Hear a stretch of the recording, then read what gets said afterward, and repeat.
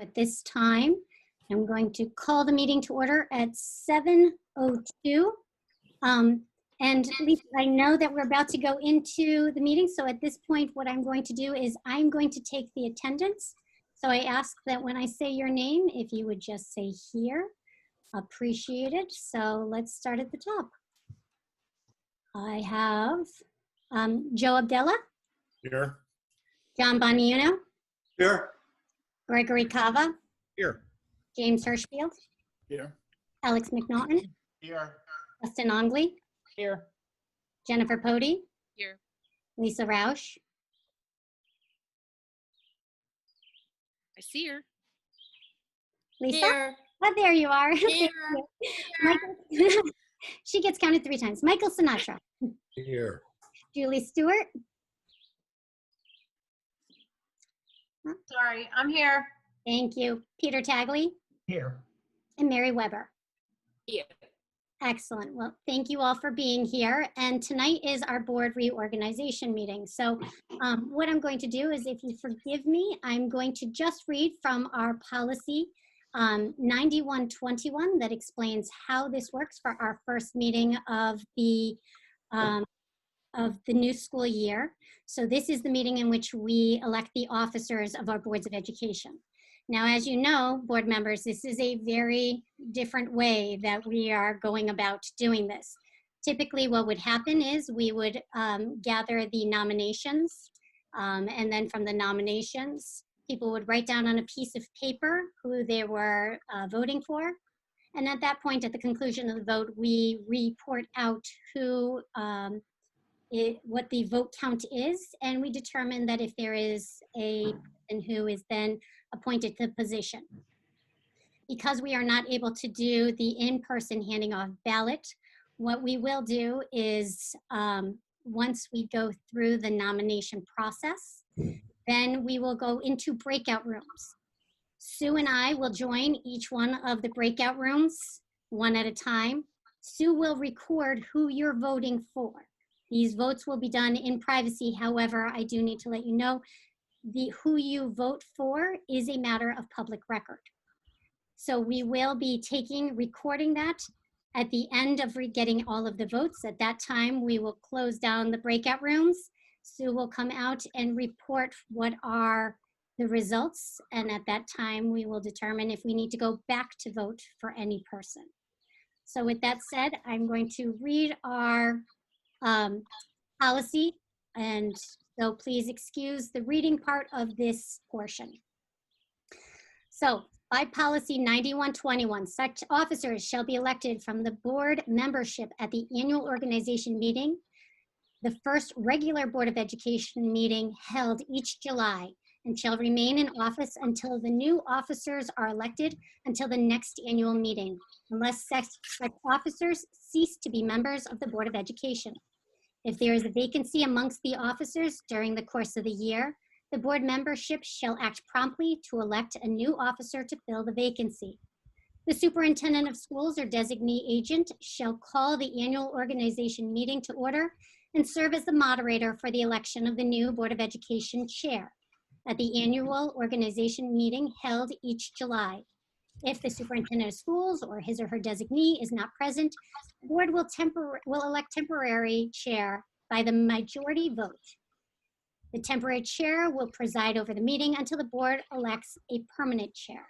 The new chair will take office immediately upon election. The board will elect a vice chair, a secretary, and a treasurer. The new officers will take office immediately upon the completion of all of the elections. Board members shall vote by paper ballot, and the majority of the total membership of the board shall be required to constitute an election. If there are more than 2 nominees, and on the first ballot, no nominee receives the majority vote of the full membership, the nominee receiving the lowest number of votes shall be removed from the list of candidates before balloting again. Upon motion duly made and seconded, an officer of the board may be removed by office by a 2/3 vote of the total board membership voting ballot. Are there any questions on how we are going to proceed tonight? Sue, I have will, a question. Can you hear me? yes, we can. Suppose I said to you, let's leave in place the current positions and who's in those positions, instead of going through the nominating process. I don't know how everybody feels, but to be quite frank, I have no problems with the way things were last year, and I don't know if any other board member would want a position that they didn't have last year, but I'm willing to accept the positions as they were last year. Appreciate that. I think following our bylaws as they are, I think that we have to reserve the right to allow for anyone who would like to be considered, or if anybody would like to nominate, if we go office by office. But I appreciate you endorsing the experience of last year. So at this time, I will open up the floor to nominations for the Board of Education for the 2021 school year. Which office? Chairman. For the chairman, sorry, for the chairman. Thank you. Do I have a nomination? Mary? Mary? Mary, I can see you. Can you hear me? Nope, you just unmuted. Ah, I can hear you, Mary. no, you can hear me now. Now, My internet. I'd like to nominate Gregory J. Carver for chairman.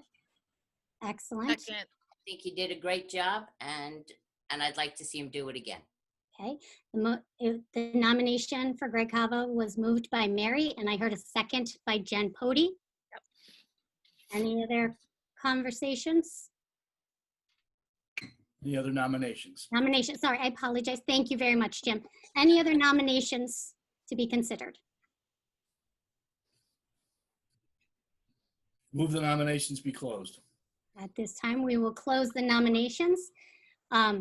With one person being nominated and considered, we will go into breakout rooms so we can record each person's vote. So We need to really go into breakout rooms since it's only one person to vote for.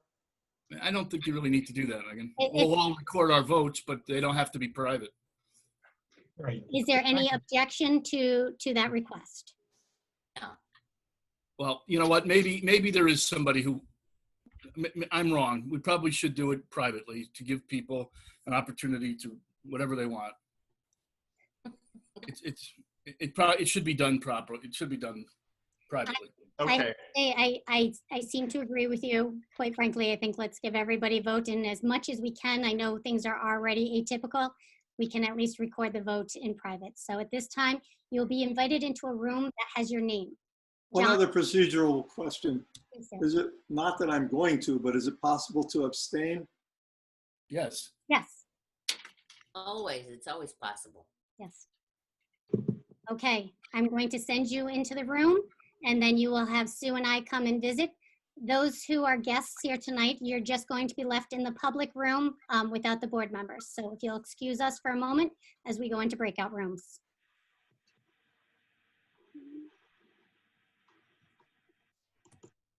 Board members, please accept your.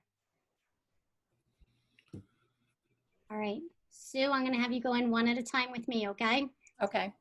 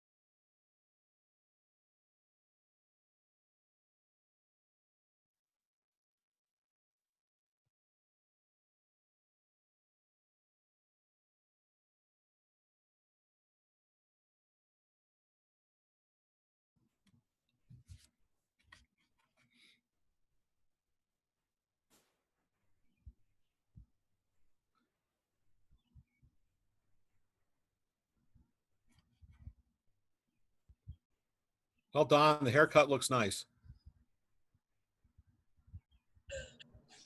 Thank you. It was getting a little shaggy around the edges.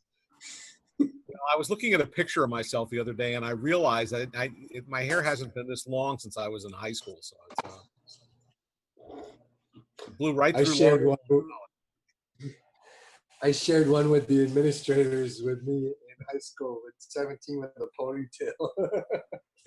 Well, you know, I'm thinking, if I ever get there, if I have enough hair left, I might shave that a try. 1975.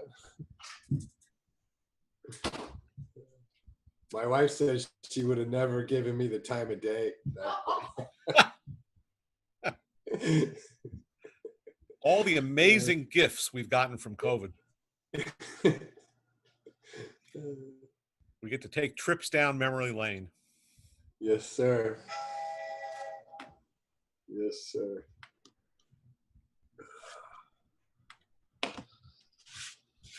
Oh.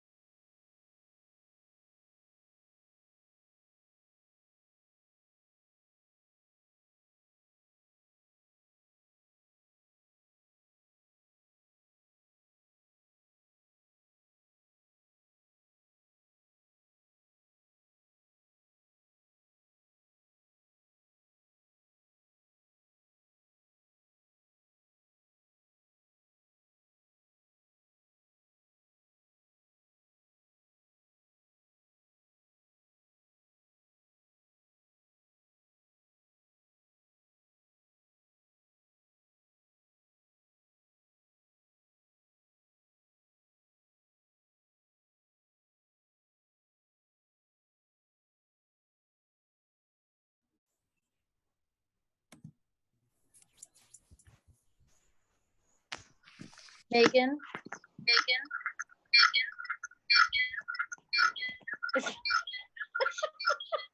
Who's saying Megan? Help! Oh, no. I was gonna say, do you want to leave and come back in, Lisa? Because if I'm trying. I'm on my phone because my computer isn't letting me on. Now I'm on twice. Okay, let me go. Can Lisa side chat me with her yes or no? Yes. okay, if you we're saying yes, Lisa, you're okay with publicly recording it? Okay, so we can record. And Yes. then Lisa, just mute one of the devices. Thank you. Ah, look at that. I like tech help. That's instant. Thank you, Michelle. All right. You ready for the count? Take it on silent. On her phone.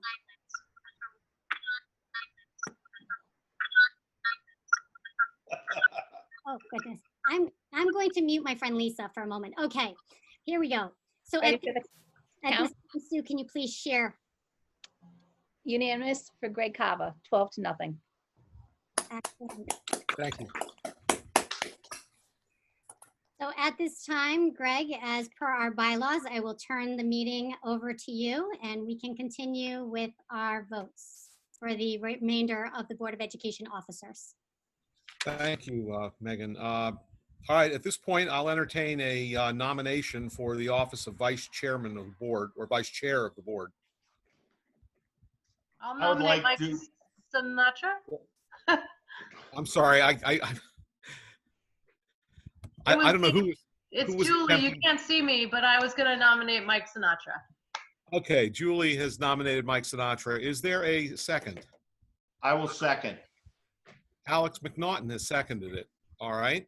Are there any further nominations for the office of Vice Chair? Further nominations for Vice Chair? Further nominations for Vice Chair? Hearing none, is there a motion to close the nominations? I so move. Nominations. I heard Joe Abdella move to close the nominations. Is there a second? Second. All those in favor of closing the nominations, please signify by saying aye. Aye. Aye. Aye. All those opposed? Aye. Is there anyone opposed? I hear no one opposed. Is there anyone abstaining? I hear no one abstaining. It's unanimous. Chairman votes aye. The nominations are closed. I will turn this over to the superintendent to do breakout rooms again, I suppose. Okay, we're going to go through the same process again. So I'm going to put you in a breakout room and we will again record your votes as Sue Haverly has recorded it on paper for us. So please stay tuned.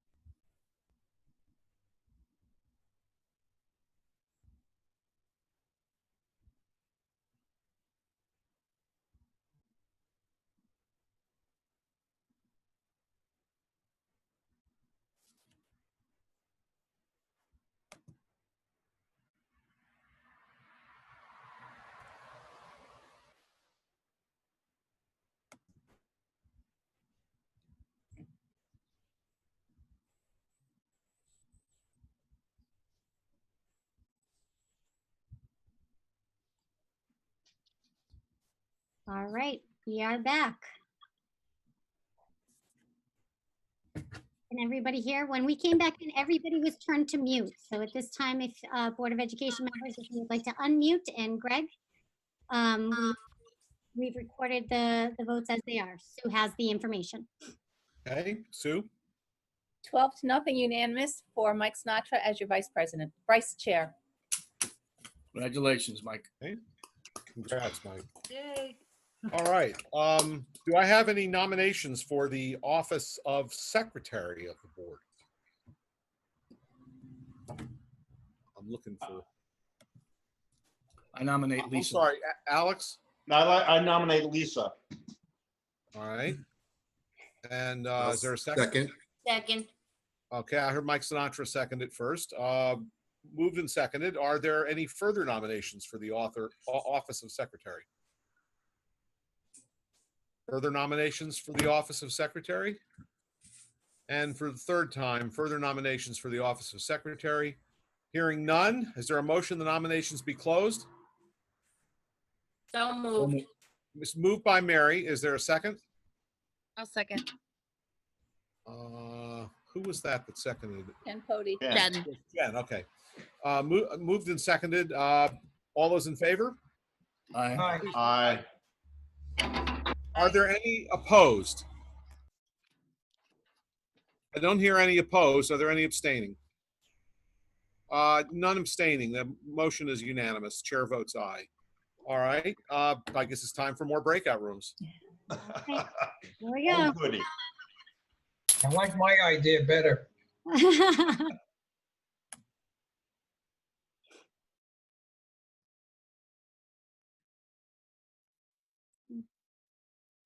Hang on.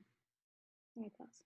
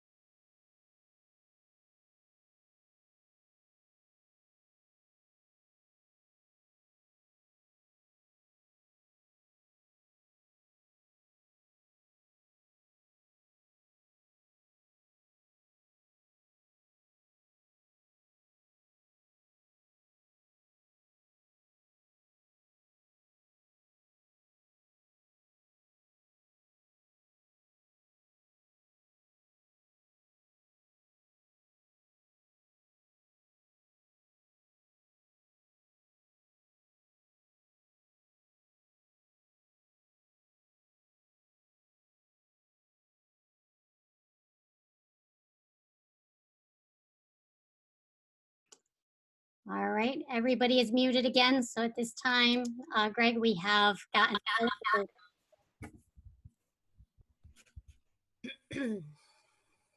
Sorry, okay, Sue, do you want to report the vote? The vote is 12-0. It's unanimous for Lisa Roush as secretary. Congratulations, Lisa. Thank you. Congratulations. All right, now do I have, the floor is open for nominations for the office of treasurer of the board. Treasurer. Pete, What? Yeah, I would name, who did it last year? Bonayuto did it, didn't he? he did. Good. I'll renominate him. Okay, Second. okay, it's moved and by Pete, it's seconded by Mary. Are there any further nominations for the office of treasurer? Are there any further nominations for the office of treasurer? And for the third time, are there any nominations for the office of treasurer? Hearing none, is there a motion to close the nominations? So moved. So moved. Moved by Pete, seconded by Mary. All those in favor of closing the nominations, please say aye. Aye. All those opposed? All those abstaining? Hearing no opposition or abstaining, it's 12-0. Chairman votes aye, and we have now closed the nominations, and it's time, one more time, for the breakout rooms. Here we go.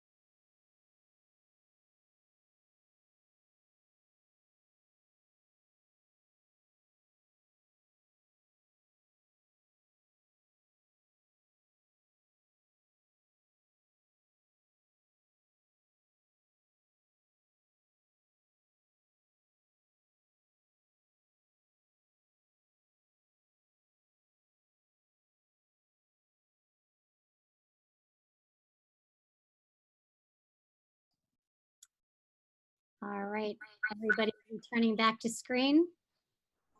Okay, Greg, I have a quick question. You have to unmute yourself, Greg. There. Okay, I have the count. Okay, please deliver it. It's 12-0 unanimous for John Bonahudo as your treasurer. And I have a question. Yes. When we had the vote for chair, when the nominations, Jim closed the nominations, but I didn't record who the second was. Who seconded the motion? I think Jen did. Jen, Yeah. thank you. Okay. You know, if we had listened to Tagley, we would have been done with that 40 minutes ago, but such is life. That was nice. Congratulations all, and thank you for your service again. All right, at this time, I'm going to move on to see if there is any public comment on agenda items. We have several members of the public here.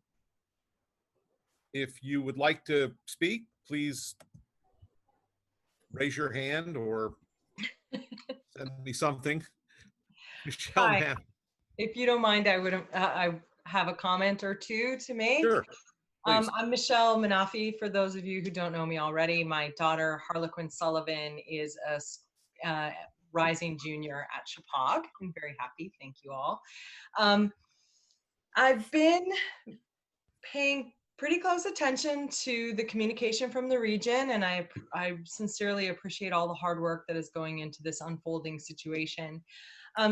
I just wanted to express one thing that I am a bit concerned about.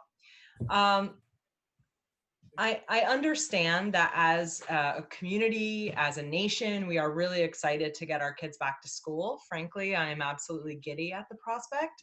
But the reality is that even the governor's plan calls for preparation for 3 potentialities. I'm not exactly sure why they're called phases, but the 3 phases, if you will. Most of what I am seeing thus far, and it doesn't negate the possibility that other things are being explored, but most of what I'm seeing is really focusing on this kind of most optimistic scenario in which our kids are in school full time. And then we have an option for kids who don't feel comfortable coming to school to learn remotely. So I guess my comment / question is, how much work, how much effort is being put into developing a much more robust and well executed remote learning plan? And again, no denigration to what you were able to achieve pretty much on a dime. But as we move forward, obviously we all know that that wouldn't be sufficient for our kids in any kind of long-term situation. So again, just what is the effort that's going into the long-term planning for the other phases, the non-in-person situations? Okay, well, thank you for that question. Normally, we don't respond directly on questions to the public. However, I'm going to give the superintendent an opportunity if she would rather hold that. For I her wasn't expecting an answer, so thank you. It was more rather just hold, well, no, we are in this has never happened. We are in unprecedented times. And I think it is critical that, you know, we've been talking a lot about this. We've been thinking a lot about this. The superintendent has spent an awful lot of time on this. And I think, especially under these circumstances, if we can answer it, we should. Megan, I don't know if you want to unmute yourself and respond. Or Megan, if you want to wait and respond. I would say the number one thing I would ask for is that as part of all of the communication going forward, or as we develop these plans, we make sure that that's a piece of it, and transparency around those developments is as high a priority as it is with this kind of ideal, everyone's back in their seats at school next year. Megan, please. And I am going to say to you, and we will talk a little bit about what's happening with the reopening planning shortly, but to say to you, you are absolutely right. And what we are doing right now is we're planning the extremes. So we're planning a full return, and we're planning the full distance learning. And then we're also factoring in, what does a hybrid model look like if we were operating at 50%? And with everything, it's how do we pivot between these points in time? And I think in a brazen statement, I think the state is foolish to think that they are 3 distinct points in time. I think we need to see them as a continuum of how are we evolving and how are we responding to this pandemic. But you are absolutely right. If we plan to the extremes and we work it to the middle, and actually we had a meeting today and we have 9 different committees that are out. And one of the things we talked about was the fact that our distance learning has to be better next year, because the fact what we did last year, even though it was amazing for what happened, it didn't make it amazing. And so what we now have is we have the opportunity not to be reactive, but to be proactive. So we really need to now say, what are the optimal learning conditions in distance learning versus how do we maintain some stability with what we already have and marry it into this distance, but how do you actually plan for what distance will look like? And so those are the conversations that we're having. The fully articulated plan will be out on July 24th, and that will be shared with the community at large. And even then, we're also going to do YouTube videos to show if people choose to have their children come back to school, what does that day in a life look like? I think what we need to be able to do is recognize that parents need to make an informed choice when sending their child back to school. They need to know, here are all the things we can provide. And there's no guarantees. We're trying to design for the optimal level of safety, but we recognize that it's an ever-changing landscape, and we need to be able to pivot between our planning choices. So I'm going to say to you, you're absolutely right. And right now, the communications we shared was what the governor said. We're planning for full opening. And that's what we did first, because I think it's going to take the most cost. It is the most, restrictive way that we're bringing people back, and then looking at what does it look like on that continuum. And Megan, I just want to also mention that I do hope that, and I'm not seeing this necessarily from the governor, and certainly not on the federal level, I hope there's support for our educators in this, because for me, the skills required to teach remotely are not those that these very gifted people already necessarily possess. I mean, frankly, I'm finding it a pretty distinct challenge for myself, and I'm as tech as they come. So I just hope that they're being given the resources and the support they need to achieve against that goal, which is a higher level of distance learning. And of course, like everyone, I hope that's not what happens. Yep, and I'm going to tell you, you couldn't segue all of the things on the agenda better, Okay. because you're going to be looking at changing calendar to support some of those too. So. Okay. Could I make a comment? I'm sorry? Can John? I comment on that? I'm glad we get a chance to question and answer on this, because it is, there are a lot of factors. And one thing that comes to mind is the family decides to distance learn for 2 weeks. Then, I think it's safe. Let's go back to school. Then 3 more weeks transpire, and no, I don't feel safe. I want to go back on distance learning. I mean, this could create a real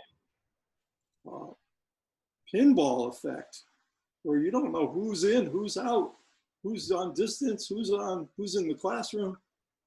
I think there's got to be guidelines set up on that also.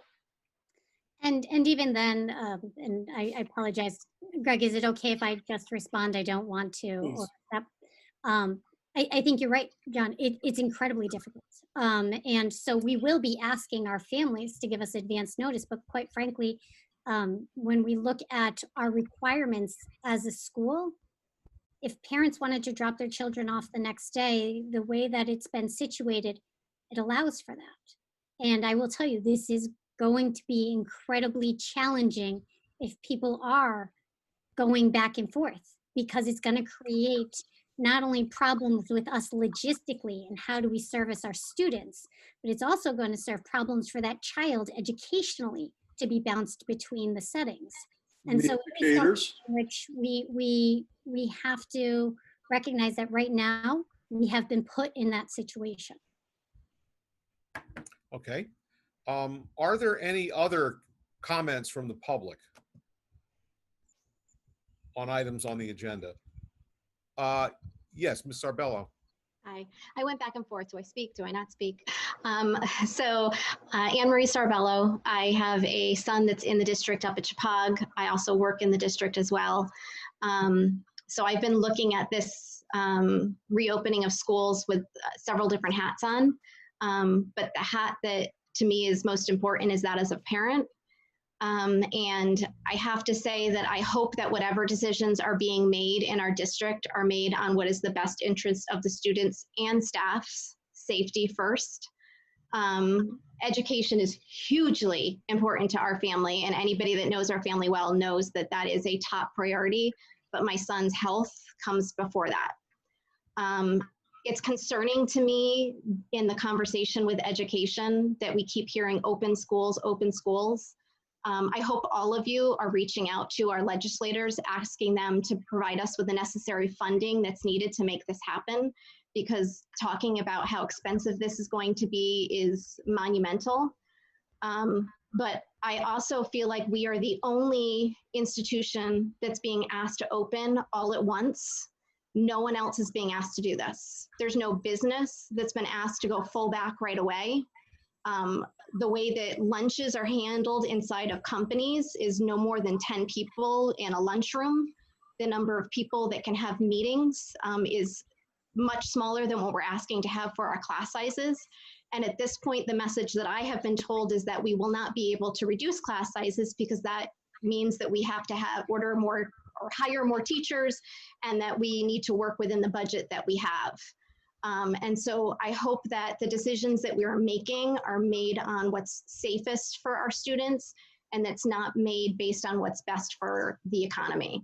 I believe as an educator, our top priority is the well-being of our students, their education. I don't see us as babysitters, to be quite honest. And so I hope that when you are making these decisions, you are fighting for what's best for our students' safety.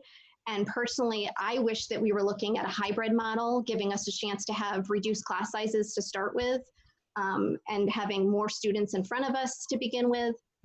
So just so you know, I have volunteered to be on one of the reopening committees. So I'm not just somebody saying, you know, I have a problem with things. I'm also trying to be somebody that's offering solutions. And I'm also a parent that has said I am uncertain about sending my son back, which him not going back is going to be probably devastating for us. But at the end of the day, I have to do what's safest for our family. So thank you for listening to me. Thank you, Ms. Sarabello. Are there further comments? Any comments from the public on matters on the agenda?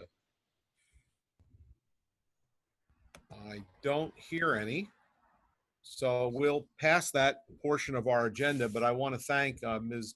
Manafi and Ms. Sarbello for coming here and talking to us and raising very important concerns.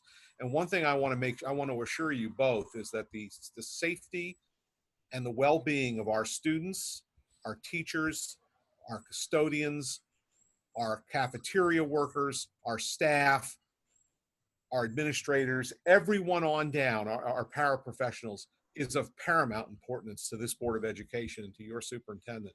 And I really wish we were not here in what is essentially experimental mode, and that we've been in for quite a while. We don't like doing that, but safety is important. So I just want to assure you of that's foremost on our minds. All right. I'm going to move on to the consent agenda. Here, Greg. I'm sorry? Here. Thank you, Yes, Mary. absolutely. I'm going to move on to the consent agenda. They're honored minutes of the Board of Education from June 15th of 2020. Is there anyone who wishes to take those off of the consent agenda? I need to make a correction. I've lost your vote. You're muted again, Greg. I'm sorry. Alex, I'll recognize you, and then John's next. Okay, just on page 4, under my report of F and O, what I meant to say at the very last is the prices had gone up by 8% per year, not 8% total. Okay, thank you for that. That's what I meant. Is anyone object to amending the minutes to clarify that? Hearing none, the minutes will be so amended. John, you had something. Yes, I have something that I'd like either a clarification on or amended. I believe it's page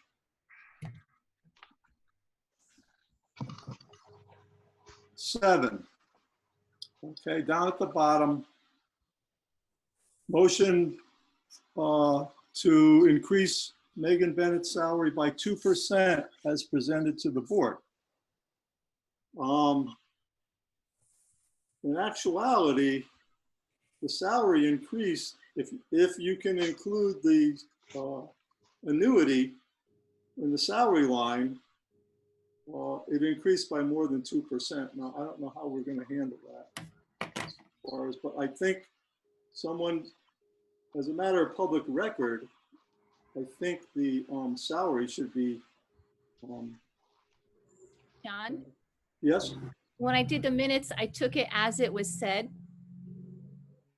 And that's how it was said.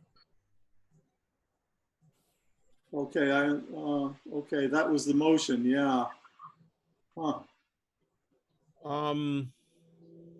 That was the motion made in executive session, or that's what we talked about in executive session. No, and yeah, that- it may be what we talked about, but we didn't vote in executive session. We voted in open No, I session. know, but when we made the motion, that was the motion that was made. Okay. I mean, you see the inaccuracy there. Okay, so that was what came out from the executive session then. Right. Okay, I don't have anything to do with that one. I'm sorry. You don't. And that's what the motion was when we came out of executive session. So I think we probably should have talked about it then before we voted on that. Yeah.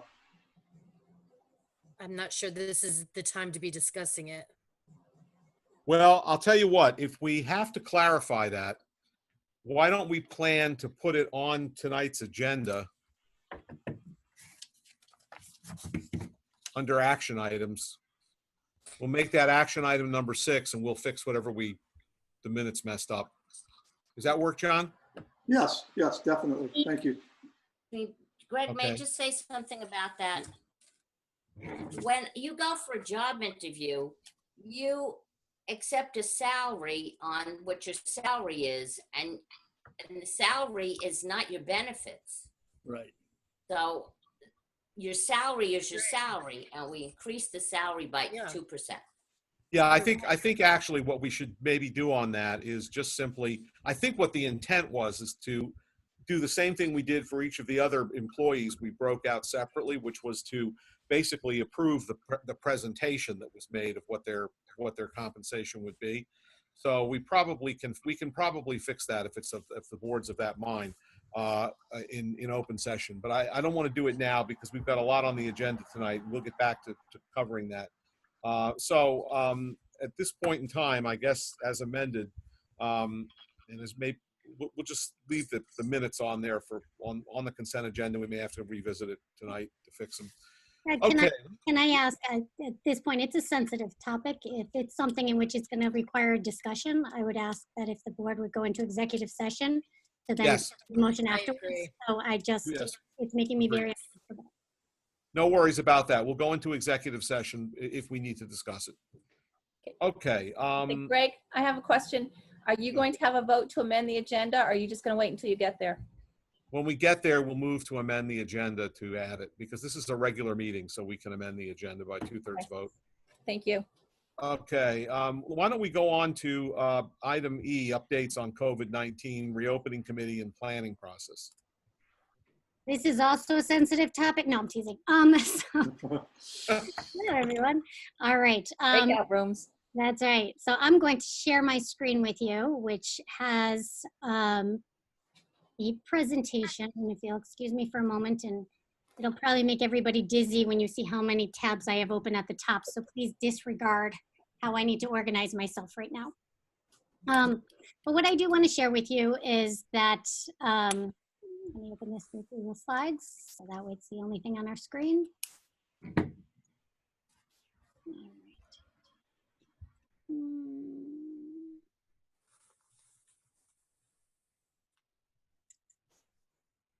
Okay, presentation mode. Thank you. So I just wanted to talk about right now, as we talked about during public comment, the process right now that we're looking at for our reopening planning.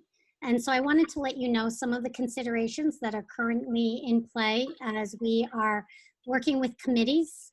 And this way you can understand what we're doing and how we're breaking it down so we can hear as many voices as possible. So we can plan both in the weeds as well as how do we back out and what is the helicopter view of what are those things we can do and what do we need to do. I think that there are some points in which I'm going to say we need to make certain that we are planning for what is practical and what we can actually do. We cannot plan for the idyllic, and that's what's going to get us in trouble. So with that said, sorry. I think that's the legalities, and I apologize if you have the bar that's going down the side. You can just, if you want to toggle up to the top of your screen and just close down the other views. But just to share with you that when we're looking at right now, one of the questions that Pete Tagley asked early on is what happens if somebody catches COVID? And is there liability to the district? And so right now, there's an indemnity statute that would cover the district. That does not mean that we're planning blindly. That does not mean we're planning for the legalities, but it is one in which I wanted to make certain people were aware these are some of the things that we've asked the questions for. We are accountable to submit the plan.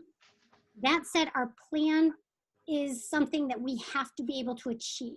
There has to be a reasonableness in our plan, and can we execute on them? Also, we need to provide transportation opportunities for all students. We actually, as superintendents, had asked, you know, if transportation was a concern early on, and when we're looking at right now for our summer school students, I have 5 students who are currently on 3 buses because of the restrictions that they've put out there for how the students have to be spaced. And now there's no longer these spacing restrictions. But we want to optimize. We want to find distance within it.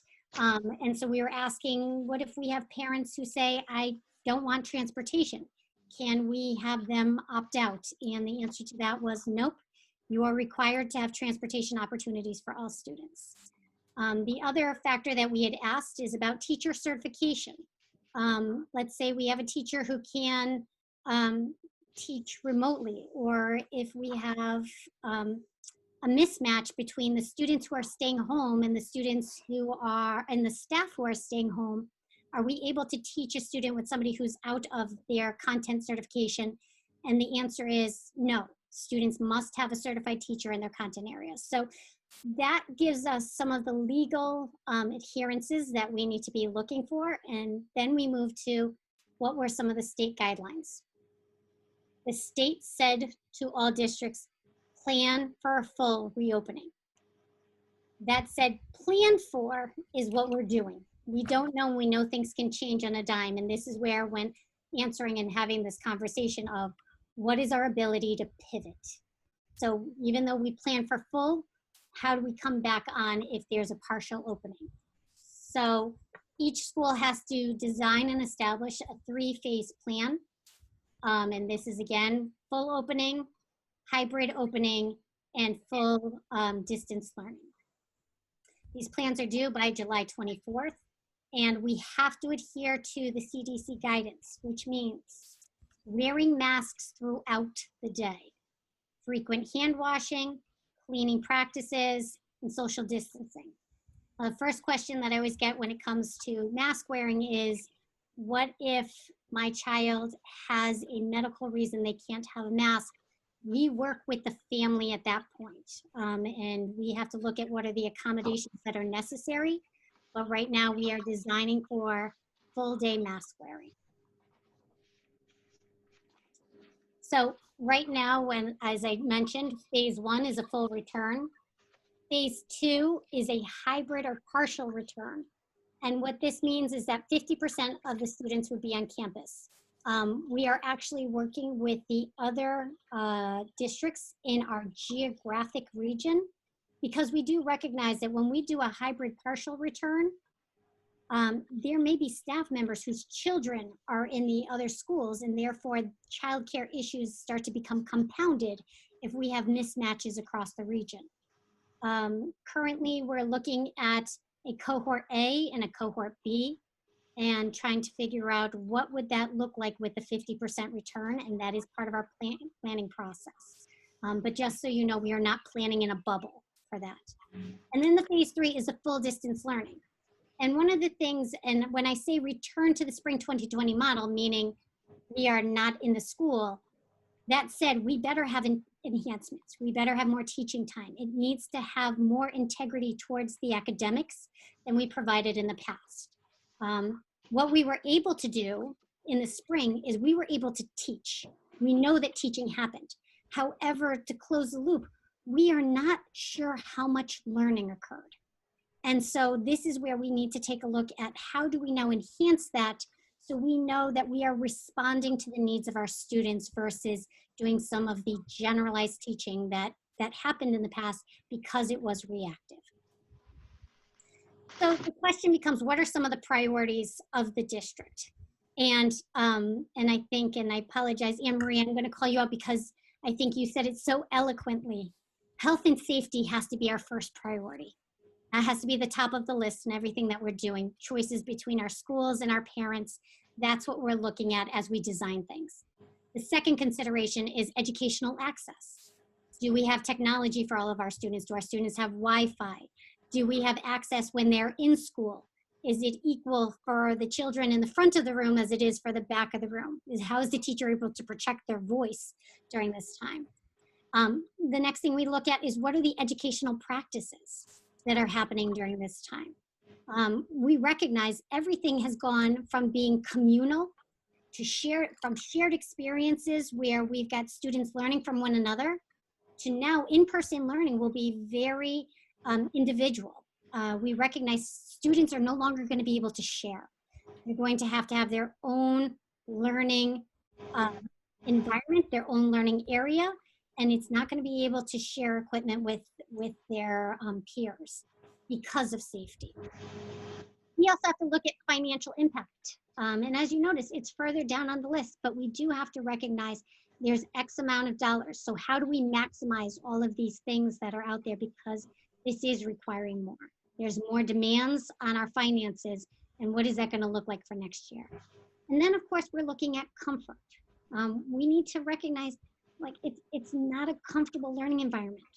Social emotional factors need to be recognized. At some point, children are going to be experiencing things differently, and it's not as comfortable. There are going to be moments in which, you know, sitting there with a mask is not ideal, but if it keeps everybody healthy with their health as our primary goal, it's what we need to do. So health considerations that we're looking at as we are designing right now in person as well as the hybrid, we're looking at what is the placement of their desks. And actually, one of the things we're currently looking at is not just desks. We're actually looking at, and I'm going to apologize for the reference, but think of old school TV trays, those wooden trays that you used to take out that are small and compact, because I think next year space is a commodity. We also don't want to purchase desks for something that is a short-term issue. You know, what we're doing for teaching next year hopefully is not going to be how we teach moving forward. It is not optimal teaching. Optimal teaching has debates and discussions and having kids get up and move around the room and collaborate. We're not going to be able to offer all of those things. So we're thinking in terms of how do we do this and bridge those gaps, but we're needing to have gaps between the children. We also need to plan for children and staff who may have been compromised. Either we've been notified at home or that we recognize that there's a potential that a child or staff member who had COVID was in the building, and what does that mean? And so we have to plan for how do we close, how do we pivot, and when do we say, how do we communicate some of those things that may have happened? We also recognize that we have to be very prescriptive in how students are moving through the building. CDC has made very clear you want to have controlled movement. So things that we're looking up at Hvac is staggering bell times.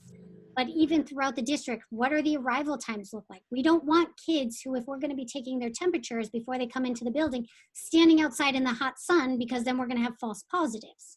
So we need to make certain we're looking at how do we stagger those times and work with our buses in order to recognize that how are they arriving to our schools in order to help facilitate some of that staggering. We have to look at hallway travel, not just at Chippewa, but also in our elementary schools. We have signs that are going on the floors. We need to make certain we look at what is the flow of traffic. We don't want to bridge those, the distance if we don't have to. As I just mentioned, daily temperature checks.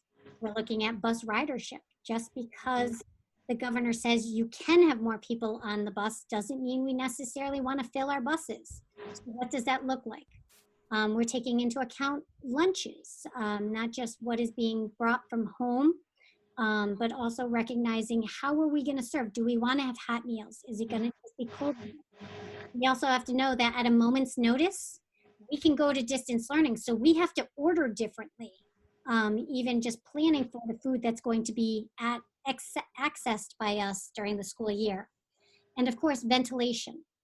And Don has done a lot of research with different ventilations. And what does it look like at Chippewa, who has a lot more inner rooms versus our elementary schools, where every room has access to a window.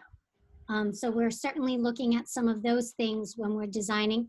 And quite frankly, we need to look at more outdoor classroom opportunities, getting our kids outside when we can in order to get that social space and still have clean quality air where we're able to. So last time I spoke, I shared with you what we were doing with central office and how we were compartmentalizing some of these things. So we talked about operations, health considerations, our facilities, and education all coming together. Part of the plan is that we have to look at the coherence between all of these factors. So we have to recognize that transportation is going to impact the education we can provide. If we're staggering it, we have to recognize some students may not be getting a full day if they're coming in 15 minutes, half hour later than others. We have to realize taking temperature is going to take time, and that's time away from education. We also have to make certain that education's looking with our facilities. Are we staying clean? Our custodians are going to be incredibly important. We've always loved them. They've always done a great job. But now our expectation and the level of precision we are asking for is more than they've ever seen.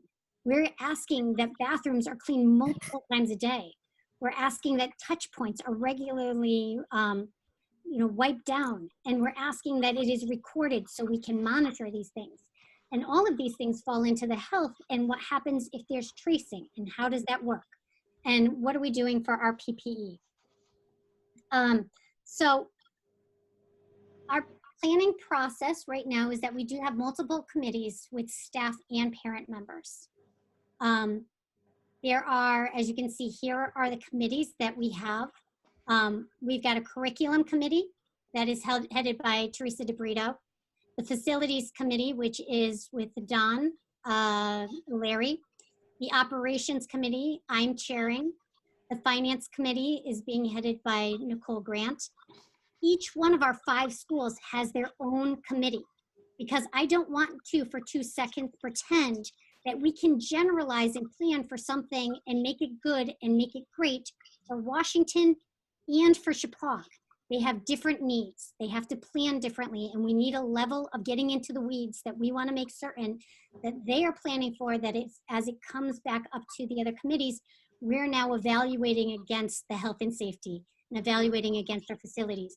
And what are the finances we need to open up to make certain that our schools feel safe in their operations to day to day. And of course, the last part is that coherence. We have staff members on each one of these committees. We have parents who are part of the committees. And then for the coherence part, we have also union leadership that's also on this committee because we want to make certain that we're recognizing how the voice of our staff members in this entire planning process. So again, there's checks and balances that we've built within. I've listed the dates, and actually, as a board, I've actually shared with you the document over the weekend that did have the Zoom meetings for each one of those committees. If at any time you want to stop in, if you want to see how this is happening, this is one in which we're not trying to do anything behind the curtains. We're having real conversations, and many voices need to be heard in it. And Justin, thank you for volunteering to be on the coherence team, because I do think that as we're looking for, is there alignment? Have we missed anything as all of the information is getting fed in together? I also don't want anybody to think that we're going to have all the answers by July 24th. The only thing we're putting in is to the state. This is our planning up to July 24th. But there are certainly things that there's a level of detail that we're going to continue to be operating under and looking for more opportunities for how do we open under the best conditions for safety and the best conditions for our students and staff to feel that we have covered all of those grounds. So with that said, I'm going to open it up to any questions you have, because right now, the only thing I'm sharing with you is our process. I'm not sharing the answers because I will tell you it's going to take a lot more exploration before we get there. Any questions? Yeah, I have a question. Pete, go ahead. Yeah, I don't know if my question is a little early, but it's obvious that this plan would financially be much different than the current plan that we have to run the system. How is the board intending to address what might be the financial cost of something like this, since we basically already have a budget? And for the year, how would the superintendent plan to, if we have to adjust that budget, how would we do it? It's obvious you can't run the system like this for the same cost we're currently running the system. So I don't need the answer right now, but it may be profitable to have a meeting, whether it's the board or the finance committee meeting, on just what the cost of or will be under this format to do business. Well, I think it's a good question, Pete. I don't know if we have that question yet, the answer yet, as we're still planning the things that are going to determine cost. Yeah. But I didn't see Nicole Grant hiding under her desk, so I think we're going to get one way or another. Any other questions? I'm sorry. Yeah, Mary?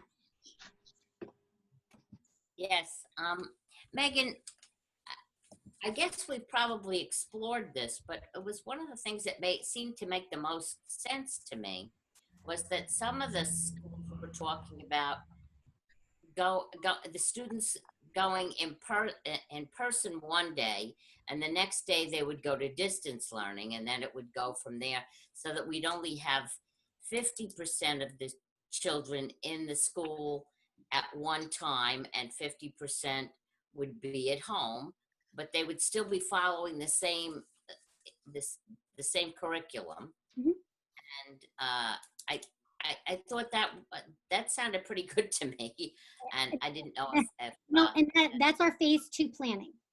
So you're absolutely right, and that's the hybrid that we're putting forth. And it is, going to have some elements of in and some elements of out. We are exploring right now web cameras and how do we create better interfaces between students being in classroom and being out, and how do we design a platform where, number one, parents can also follow along in order to support their students during this, knowing some's in, some is out, and also not losing education between the switches. And I think that's incredibly important, because the last thing I also want to do is plan for kids getting 50% of the learning during the year. So we need to make certain that we find the balance, that there's not repetition, but we're really designing for what would a true hybrid look like, and what is that user experience when they're at home.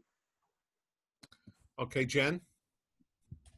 So this is my question, and I don't know if it's a silly question or not, but I'm not really certain about this. So depending upon what the governor decides, does each region or district have some flexibility in how that rolls out. So in other words, if Lamont says full on, do we as a region have the option to just be a hybrid?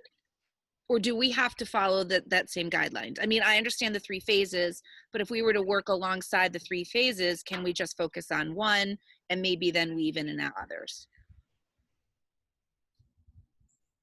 Currently, my understanding is that they're looking that it's continuity across the state. But that said, we have the ability to pivot based on the health conditions within our region. Mm-hmm. So my answer, I'm going to tell you, is very circular. Mm-hmm.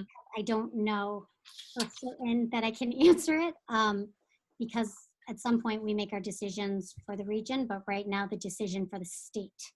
No, I understand that. I guess for me, I'm just wondering, as you're working on these 3 different phases, if there's a deep concern, and let's just say, hypothetically speaking, you end up having a lot of students deciding not to attend school when it's full on. And then you end up having the majority of students distance learning versus being in school. So again, I would imagine, obviously there's a lot of scenarios that we don't know, but I just wonder with what Lamont is going to say or what he says, wondering what sort of flexibility we have as a district and region that might work for us. Yeah, I respect, because that's a wonderful question. I can tell you right now, based on our survey that we put out to our families, right now we have, I want to say, I don't want to miss, but 69% of our families who would allow their children to return back to school. Mm-hmm. We still have a large amount that are undecided. Yeah. And right now, based on the survey we sent out to our staff on how many have something that may impact their return, be it childcare, be it medical, be it an impact. And we only have, we have 54% of our staff who would be able to return without any concerns or restrictions that we have. So again, What is that number again? Say that number again of staff? 54%. That are saying that they're coming or not? They can come in, they have nothing that's going to impact their return. 54. We have another 46 that say something's going to impact it. Whether, and this is the question we had to ask, and we have to do it in a way, remember, we're asking a very sensitive question about people's medical, and so it's really a question of, is there anything impacting your return, be it medical issue, childcare, if your childcare does not open, if you do not have access to public transportation. So there's 4 parts to that question, and 54% of our staff said that there would be nothing impeding their ability to return. That's a big number. Yep. I'm thinking about the other number of teachers that would have issues. So that's a huge concern too. Yep. A big concern. Okay. All right, Lisa. No, I just wanted to say, Megan, listening to this, I don't envy you or your administrative team and all the committees. And I want to thank you all for, even attempting to navigate through this. I guess my question is like, and you may not have an answer because I'm not sure anybody has an answer, but at what point will we know that, okay, it's 100%, we're all in school? No, now we have some cases, so now it's 50%. I mean, do we monitor that? Does the state monitor that? Is that district to district? It just seems like it's a lot to track, and it just makes me nervous for the safety of both the teachers and the kids. And so right now, state guidance is that we work with our Department of Health. Okay. And I will tell you absolutely publicly, Mike and Donna have been nothing shy of amazing with how they have helped us and brought guidance. But it is, as far as the guidance, the statement is, when you have a case, you're constantly looking at the Department of Health to say, what is your recommendation? What do we have? Because, and I will say this, and I will say this every meeting, there is nothing in my background that says epidemiology, nothing, okay? And so I don't want to ever overpromise or say, I need to rely on the guidance of our experts. And we need to rely on the people who are giving us information. And I think this is what does become so challenging, is there's a difference in and I will say this 100 times, it's hard enough to balance safety and education, but when we add politics into it too, it just it muddies the water to such a degree that I'm not certain. So at least bringing this down to holding to what our experts are sharing with us. It is about being incredibly open as a district with the Department of Health. Like I will tell you, I call them, I float things by them and say, tell me, because the American Pediatric Association says between 3 and 6 feet is okay. Right. Like, is that really the case? Because we're trying to get 6 feet. And so, we're working with them. So to say to you, your question was, when do we know? We work with our Department of Health on that answer. Okay. Okay, thank Right. you. Any other questions? Mary. Yes, I think that we're very lucky in that we know that Megan is a person that works on common sense. And I also know that she will do the best she can for both our students and our staff. And I think that's a big, oh my God, thank God. So thank you, Megan. Mary, I'm not gonna lie, that might make me cry tonight, so thank you. The whole thing wants to make me cry. I don't know if I'm allowed to speak now, but I just want to say that's a lot of pressure on Megan, and honestly, clearer governance from on high would actually be more beneficial in this case. Some nice gating, some nice thresholds, percentages. Everybody loves math. It's a shame you have to do this on such an ad hoc basis. I think that's remarkably challenging. Okay. Well, before I recognize John, the one thing I will say, she may not have epidemiology on her resume, but she does have math. That may be just the ticket we need. Any other questions? Joe, did you go? Yeah, Joe was first. John, I'm sorry. I meant to recognize you. Go I ahead. think Joe was Either first. way, if John wants to go first, that's fine. Yeah, I've been hearing so much about the little kids having to wear masks. Is that still going to be standard policy, or for the young ones? That is what we have. We will be looking at mask breaks and when are our opportunities, but right now I don't want to overpromise and say that no, it wouldn't be. Right now, masks are requirements. Okay, Joe? Two-part question, Megan. Mhm. With the cohorts, are they phase 1 and phase 2 with cohorts? Mhm. So what we're doing is for phase 1, we are doing zoning, and it's easier to cohort at the elementary level because of the fact that they're in their classrooms. You already have a natural cohorting that happens. So what we're doing right now at Hvac is some zoning in order to cohort. So sectioning off points of the building where it's mainly 9th grade, it's mainly 10th grade, 11th, so on. But then looking for exceptions. So if we have a high achieving 9th grader who may be taking more honors classes that would be gearing towards 10th grade, we would look at putting them into that zone. But then there may be distance learning that's happening right within the school, looking for access points because we do need to have some of that containment. When we're looking at phase 2, it continues the zone. So then we don't mix everybody up, they'd stay in that. But then my example is that students in the alphabet A through M would be cohort A. And then N through Z would be cohort B. And the reason I'd probably go with that is because that way it allows families to do their planning and keeping families together in that cohort. But it does mean that some students may be missing their friends who may have a last name further down the alphabet. Yes. All right. Well, you had said that there's the possibility of the academic grouping. Mm-hmm. So then wouldn't be following the the alphabetical order, correct? They would still be alphabetical when they're going distance and when they are going to be in person. Okay. But yes, but what classes that they're accessing and where they're placed within their zone may be based on the students' academic course load and where that clusters.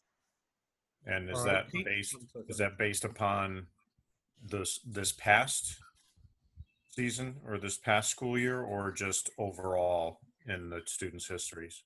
No, more so looking at what did the child register for in classes. And so as we look at where the classes are, like for instance, economics tends to be really a sophomore class. We see a lot of sophomores taking that class. So that may be in the 10th grade wing because we have the majority of sophomores. However, there's juniors and freshmen who certainly can access that, that elective. So what may happen is that if I'm a 9th grader, rather than traveling to the 10th grade wing, I may have to remotely take that class in a 9th grade area of Hvac. And so looking at it like that. Okay. Okay. Joe, did we get all your questions? Yes. Okay, good. Pete next, and then Jen. I have a question. I don't think this is the proper time to ask it, but I'm going to ask it, listening to all this verbiage. Our exposure to liability under whatever the superintendent is planning to do, I don't need an answer right now, but since you're an attorney and chairman, have you spoken to the board's attorney about just what we're exposed to and how it will guide us in making some of these decisions you're all talking about? I think it's important for the board to know with this pandemic and bringing kids in with worried parents, what we're exposed to once we bring everybody into a central location in the primary schools and in the middle high school. I don't need an answer right now, but I would like to know what is our exposure to liability. Yeah, Pete, we will continue to look at that. So we're working very closely with our legal counsel, but also with the other professionals that we have here. So we'll get there. Jen. Thanks, Greg. I just wanted to go back to the mask requirement, Megan, just so that it's clear. The mask requirements, again, is that coming from the state? Yes. That's not coming from you? No. Correct. Because I know there's a lot of, No, it's okay. I would rather not have the voodoo dolls of me. So yes, it is absolutely a requirement that we have been put forth. And again, anyone who medically compromised and the mask would be an issue, we would have to work directly with the families on how do we handle the situation on a individual basis. I just wanted that to be clarified. So thank you, Megan. No, thank you. Okay. Are there any other questions at this time? Oh, go ahead, Justin. I think you're muted. So I guess this is related to what Jen was just asking. My one concern about the masks is the student who refuses to wear a mask. I'm not quite sure how much of an issue it's going to be at Region 12, but I certainly, as a teacher myself, I anticipate that happening. So I'm wondering what the administration team has, if you guys have addressed that, if there's a plan in place, because that's a serious disruption to learning. And I don't know, I guess that's it. No, and I think you bring up a very good point. And there's certain things you could put a rule on, but how do you enforce compliance? I do want to say what I'm very encouraged by is our students who right now are in summer school in our extended school year. And those who we were a little nervous, we needed to get some, practice and what does that look like? We have not experienced an issue with the mask wearing right now. Don't get me wrong, kids get into their cars and they're like, poof. But they've been adhering to the rules. But even things, Nicole actually had brought up the idea that the first 2 rows in the bus, if a child is refusing, then the bus monitor has them go into a row where we've at least separated them and created some containment. But everything is going to take the conversation with the parents. And if it's really something that the child can't adhere to, do we need to figure out that learning environment? Is it child, where they can't do in-person learning and may need to do the distance learning? But I think all of those things become the individual conversations. And I think the one thing I value most about Region 12 is the relationships that we have with our families. And I think that's where we have to find that partnership with them. So to say to you, I don't have an enforcement plan other than we have to find out if they can't comply and adhere, we're going to have to do something different. But to certainly sit there and say, I don't want to punish a child when it's an issue where it's a challenge. It's a challenge. Okay, Mike. I'm sorry, Justin, do you have other questions? Okay, Mike. Megan, I had a question about social distancing. Early on in the pandemic, the early spring, when the CDC finally did issue some guidelines of what they were hoping to see in schools for this coming year, they mentioned that the ideal would be student desks at least 6 feet away from each other. And as you've probably been hearing on the national stage, there's been a lot of pushback on that, saying that that would be impossible to actually make happen, that schools are too small and they were designed at a time when that wasn't even a consideration, and that it would require hiring more staff or cutting the number of students in the building. And so there's a lot of pushback against that idea, but I'm wondering if is that even doable for Region 12? So Don actually went and staged another classroom. So Don, do you mind if I volley this over to you and you can talk about some of the work that you've been doing in order to create some of those model classes and what it looks like? Sure. Okay, so we're lucky in a sense that the buildings are older and do have larger classrooms. We're lucky in the sense that our classrooms aren't overloaded with students, mostly. So what we've done is to try to mock up a few classrooms, and we've gotten in WPS anywhere from 16 to 20 student desks, 6 foot in each direction, in the classrooms. We're finding obstacles right now and trying to develop solutions. Like the superintendent says, we've got some committees, and on my committee, we're looking at potentially suggesting that we may move some of our storage that's in the rooms to other areas in the building to allow us more room on the sides and the backs of the rooms to gain the social distancing. But WPS, we've gotten anywhere from 16 to 20. And today I was over at Booth Free School, where John and I were able to get 12 desks safely in a classroom. Most all of his classes have 12 or under 12. There's one class with 17 and one with 13. We can actually get the 13th in there, but in a 90-degree configuration. One desk turned 90 degrees, which isn't bad because it was kind of in the corner. So the answer to your question is we're presently mocking up rooms and trying to identify how many we can get, and it looks pretty good until we get up to the middle high school, where it's going to be a challenge. And Megan has said that we're looking at small tables and things like that. So that's the committee's next challenge, is to try to identify what we could do at the middle high school level. The other thing is, you know, we've got areas in the building that, like the gymnasiums, the cafeterias, that we still have to consider, and we may have those areas for spillovers or large classes. And the other thing, our committee got together today, and one of the things is consideration for outdoor spaces. And it came up, and WPS has an outdoor classroom near the river. But the potential for more of them throughout the district will have to be explored. Thank you.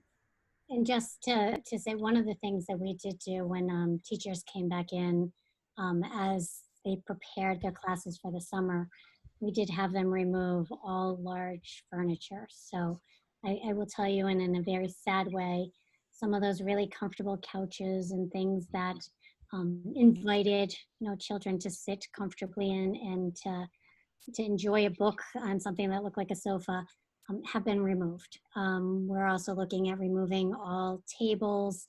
Again, the statement that space is a commodity cannot be understated. And so we need to figure out how to optimize and just what is personal space? How do we create some of that confinement in order to promote the distance in between? And then we're even going to talk in terms of, now think about a teacher who right now can't walk between the desks and keep that 6 feet. What does that look like, and how do we get some of that feedback? So a lot of the things in submission of work is going to have to be digitized in order to allow for that immediate feedback. And how does that interplay happen?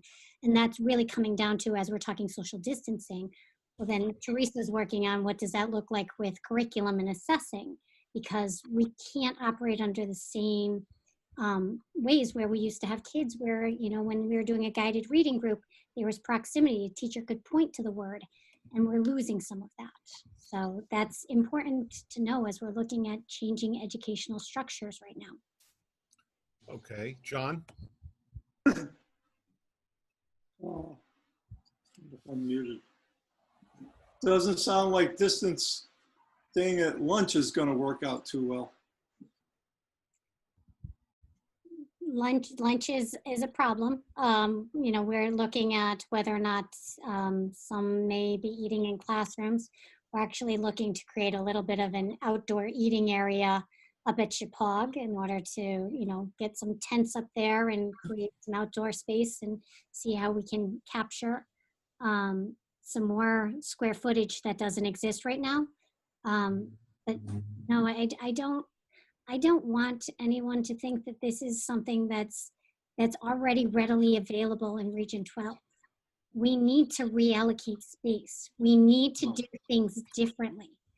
We can't operate under the same guidelines. And I think there's a moment in which we're mourning the loss of normalcy, but we have to recognize that in order to have health, we need to create some of those distancing opportunities, which do then impact not just academic, social, and even how they get their food, and talking about whether distribution is happening in classrooms.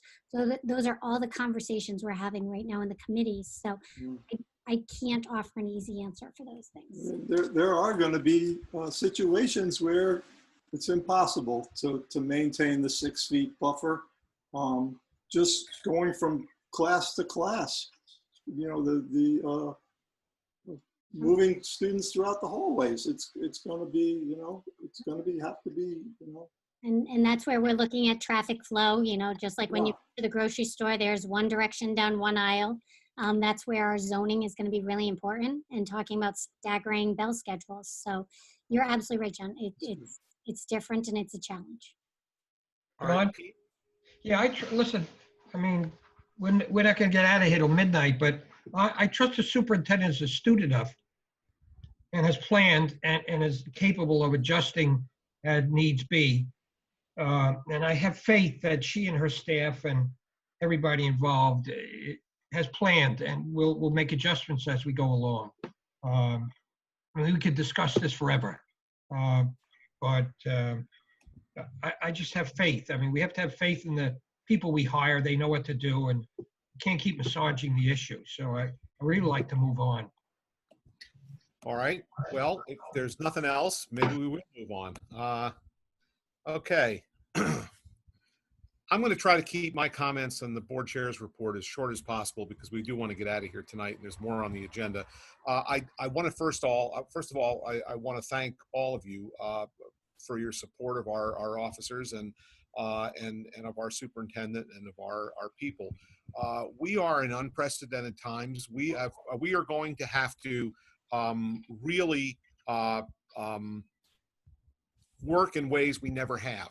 And we are going to have to try things, and we are going to have to think outside the box, and we're going to need input from board members. And tonight's questions from the board members present are outstanding questions and really show that we're trying to focus on the right things. The input we had from parents tonight was amazing and really helpful, and we need more of that. we're all on a team now. We're all trying to run this thing under unprecedented circumstances, and under a thing where I believe that we've got to, I mean, excellence in education for our kids is the way to go, is the way we want to be thought of. And to do that under these circumstances is going to be tough. But I can't think of a group more up to the task. So I think that's very important. You know, a lot of school districts are already giving up. Today it was announced on the news that the Los Angeles and San Diego school districts are not opening in the fall. That's 825,000 students in those two systems, and they're not opening. And we have some benefits that they don't have. We have a small district. We have a relatively small number of students. We have large buildings and large classrooms, and we're going to make the most of what we can do in order to have education. And that's really where we are. And I'm going to need everyone to really give this a lot of thought and to continue working it hard as you have been so that we can get there. So let me just say that there's one item of housekeeping we have to do, which is committee signups. And I'm just going to suggest that people send an email in either to me or to the superintendent, just to let us know what committees you want to serve on. If you don't respond, I will assume you want to continue serving on the committees you're on, and we'll just reappoint. The other thing is, as we're doing these meetings, I am literally spending my time toggling back and forth between 3 different screens worth of people. If I don't see you, it's not from lack of trying. So if for some reason I'm going to use the chat feature liberally to tell you who's next in line to talk. And if you don't see your name, feel free to send me a chat comment to say, hey, I'd like to get in a word, and I'll make sure everyone gets recognized. That's what we're trying to do. So I'm going to turn it over to the superintendent for her report now. Well, I'm going to echo, and I'm going to say thank you all.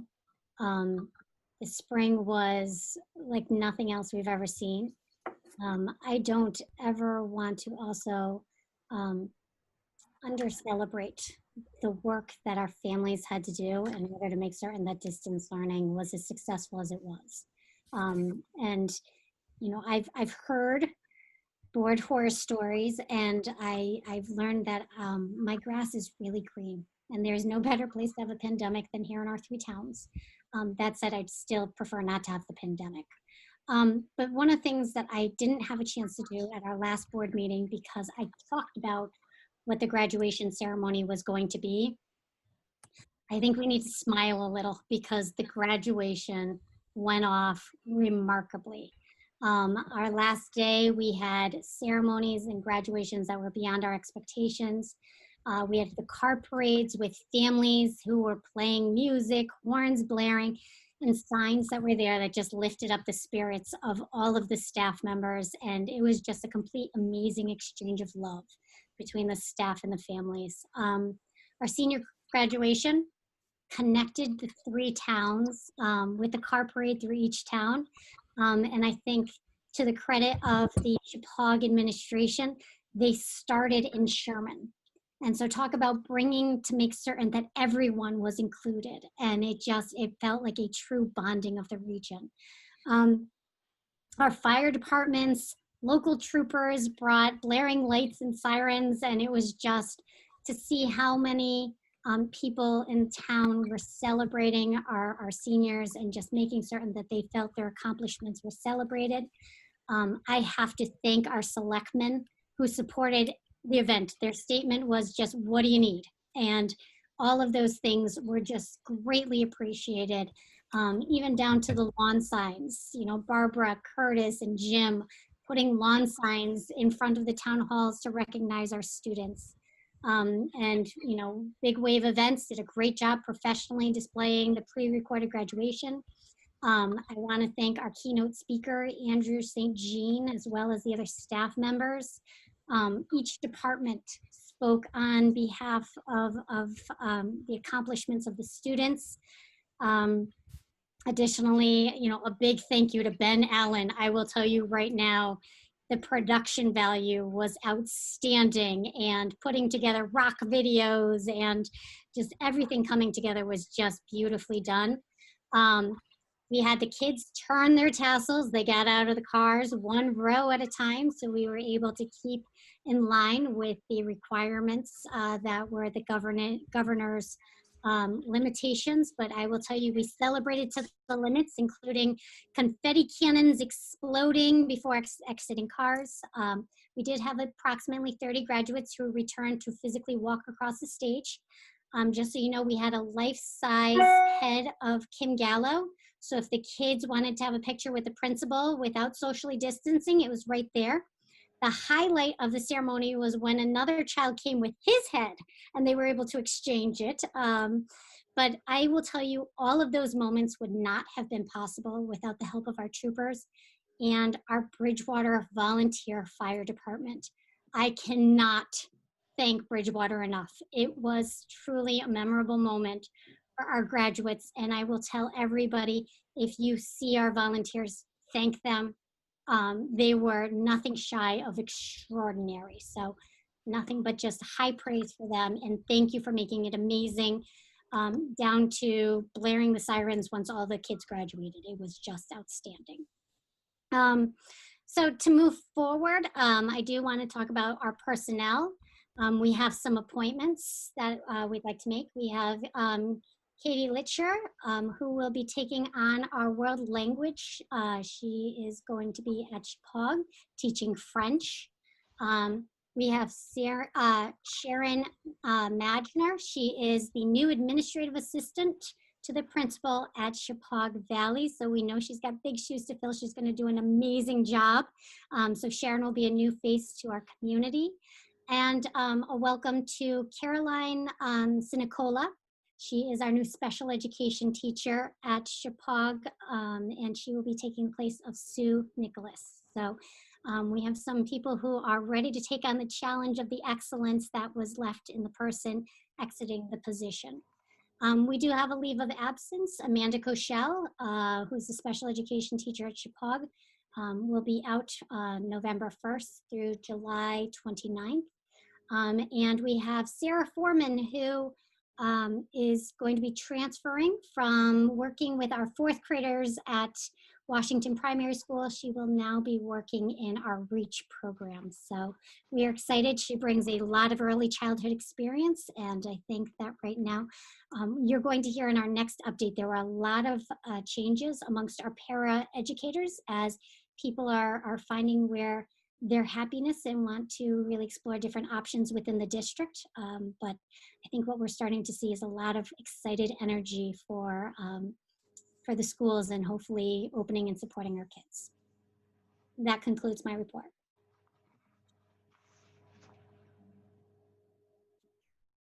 Very good. Thank you, Megan. We're going to move on to new business and updates.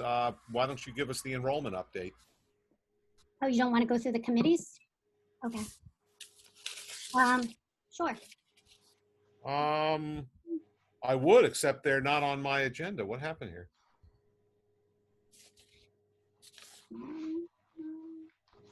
Let me see. Oh, my goodness, I don't see them either. Okay, well, you know what? All right, here's, I guess, yeah. I guess the first one is CABE. Mary, do you have anything for us?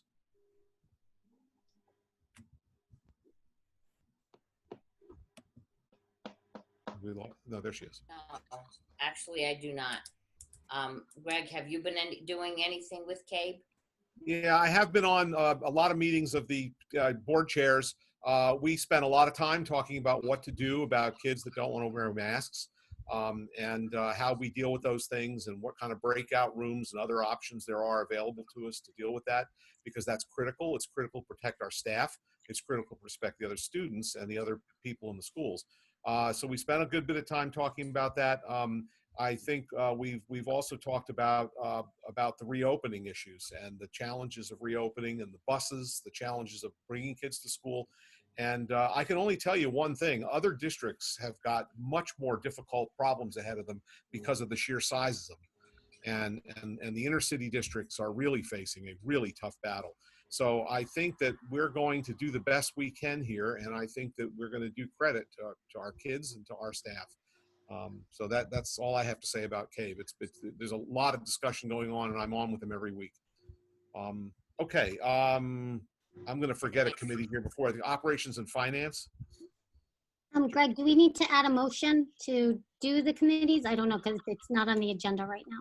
Well, you're right. Do we have a motion to add the committee reports to the agenda?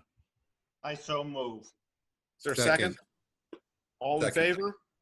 Aye. Opposed? Aye. Abstaining? I hear no opposes and no abstaining. Therefore, it's added. So we bless the one we just did, and we'll go on to operations and finance. Alex? I did not prepare anything because I didn't see my name on the agenda. Okay, that's a good brief report. Long-range planning? Hi, can you hear me? Yep. Yes. Okay, so yes, I didn't prepare a report. However, Megan and I have been really fine-tuning the long-range planning marketing brochure, which Sandra Max has progressed on, and we've continued to work with them. So we should have a final copy very, very soon, and we're excited about it. Oh, that's great. I can't wait to see that. Education and curriculum. No new update there, although I have a feeling based on Megan's report that there'll be a lot of new curricular information coming through at the beginning of the school year. Okay. All right. Now, which committee did I forget? Facilities, no? No, we had operations and finance. There. No, typically we have a treasurer's report. I don't know. Oh, that's right. I'm sorry, John. I missed you there. No, I had two problems. I had no internet connection for about a week, and I didn't see a treasurer's report on the agenda, so it'll be a better one next time. Okay, good. We'll look forward to it. I think we got our committees then. So we'll now go on to new business and updates. First item is the enrollment update. Okay, and again, when I say that the public comment could not have segued us more for looking at these numbers, I want to show you what we're currently looking at for our projected enrollment. So excuse me as I share my screen.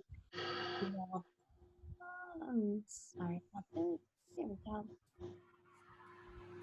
Okay, as you can see, what we did here is we took what is our current enrollment. I took tuition in, and right now these are the requests that we have for tuition in that are new. This is not our total request for tuition in, so because continuing tuition in students would still fall under our current numbers, as well as looking at how many new residents we have at each one of the schools and in what grade level. So right now I'm looking at potential of 8 students in kindergarten for Burnham, 12 first graders, 11 second graders, which means 31 students in our K2 class. And then we have for third, again, 15, 4 and 13, bringing us to 32. And we're constantly looking at, can we social distance? It may have to be for next year that Burnham's having a little bit more separate learning environments, so that way we can make certain that social distancing is happening. One of the things I'd like to draw your attention to is if you look at booth free, how many new residents we have at booth free. We are looking at 16 new students. So that's a big difference from where we were when we left school. But the problem where what we're starting to see is Washington's numbers that have creeped up for us. If you look at our kindergarten, if I accepted all the tuition in for kindergarten, that would take us to 21. So obviously I can't accept tuition in, but it still leaves us with a class of 19 for kindergarten. For first grade, and this is the number that I am most concerned about, is 24. We have one first grade classroom.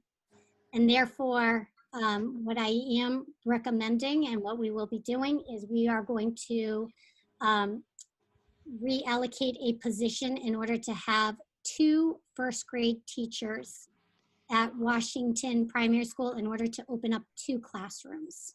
I don't think this is not just about safety, although I think safety is always our first decision, but it's also educationally, even if we were not in a pandemic, I think 24 first graders is too many students to have in one class.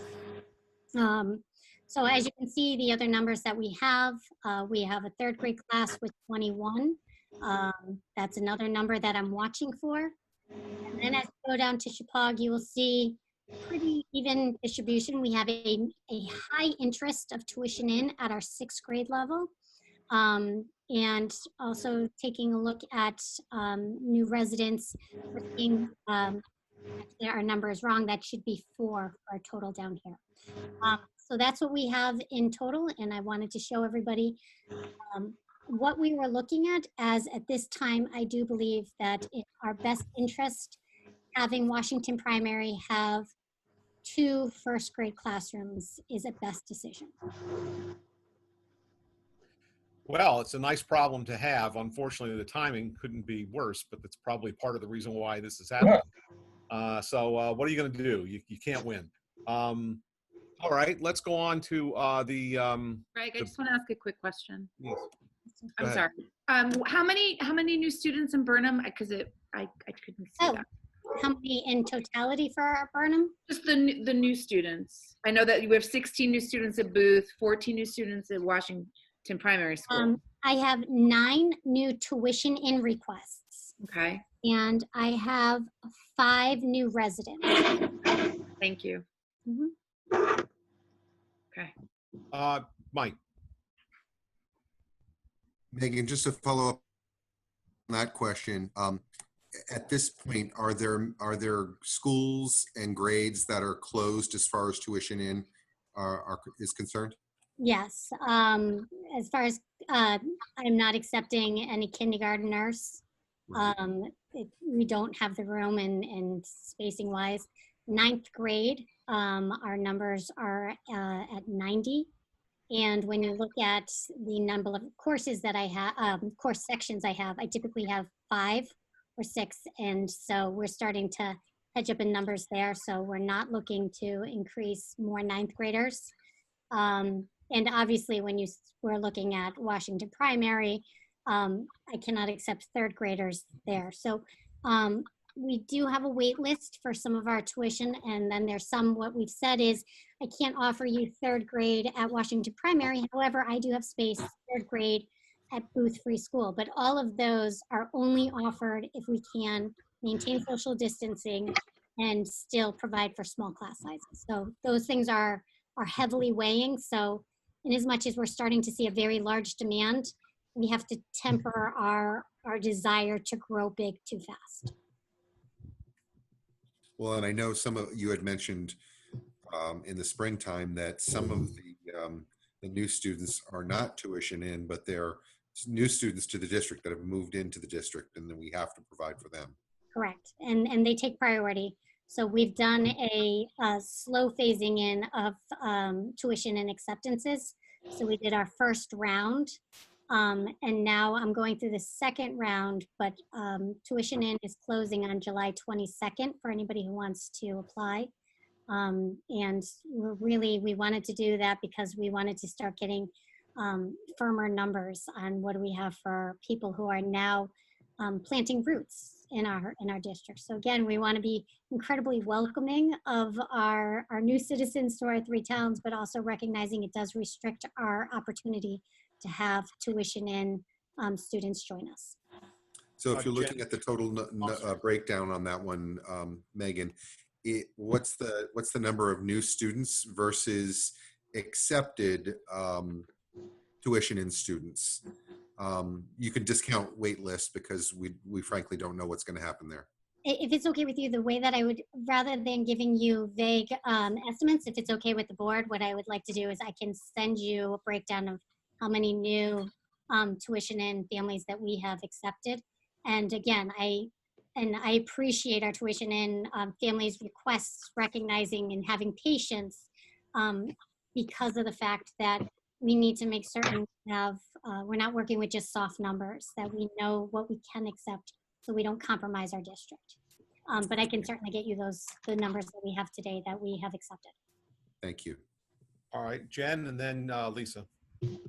So the numbers that you gave for new students, Megan, I know that there are some that have pre-registered but haven't committed or confirmed. Are those numbers included in this or not? The only numbers that I shared on the document that just came up were those who have already put themselves in Power School, or we have that they have started their application. So, okay. So how many are pre-registered or still deciding? Because I'm assuming that this number is going to change. Right, and I can tell you, I don't. They're starting to harden. If I have a little more than a handful, that in most of the inquiries are Washington primary. I literally ran into a new resident today. He was like, "Oh, I haven't confirmed. I'm pre-registered," and she's too. So I'm just trying to get a sense of if they've pre-registered. And so now, one of the beauty things that have happened, we were trying so hard to get enrollment online. That is now open for our families. So if you go onto our portal, you can fill out your application. If they are a resident, pre-registration means that they are in. There's not the ability to say no. The only thing that we have the ability to do with determining acceptance, approval, or not approval is somebody tuition in. So depending on how long ago they submitted their pre-approval, they may have been counting in the number already. I can't say for certain. Yeah. Okay. Thank you. Okay, Lisa? Megan, the 99th grade, the 90 freshmen, did Mhm. that include the agri-science students that are coming in?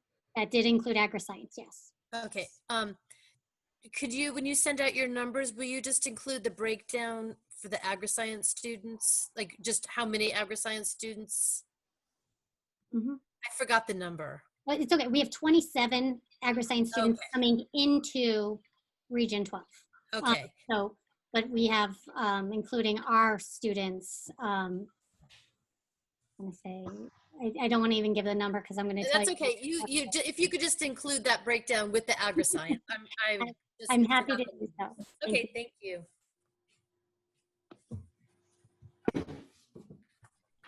Okay, other questions?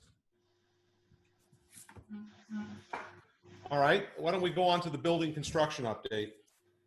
All right. Whew, well, we were popping bonbons and doing nothing, so might as well add some construction onto it. But no, I did want to let you all know that the tennis courts, the contract was awarded to Classic Turf, who is currently underway with their construction.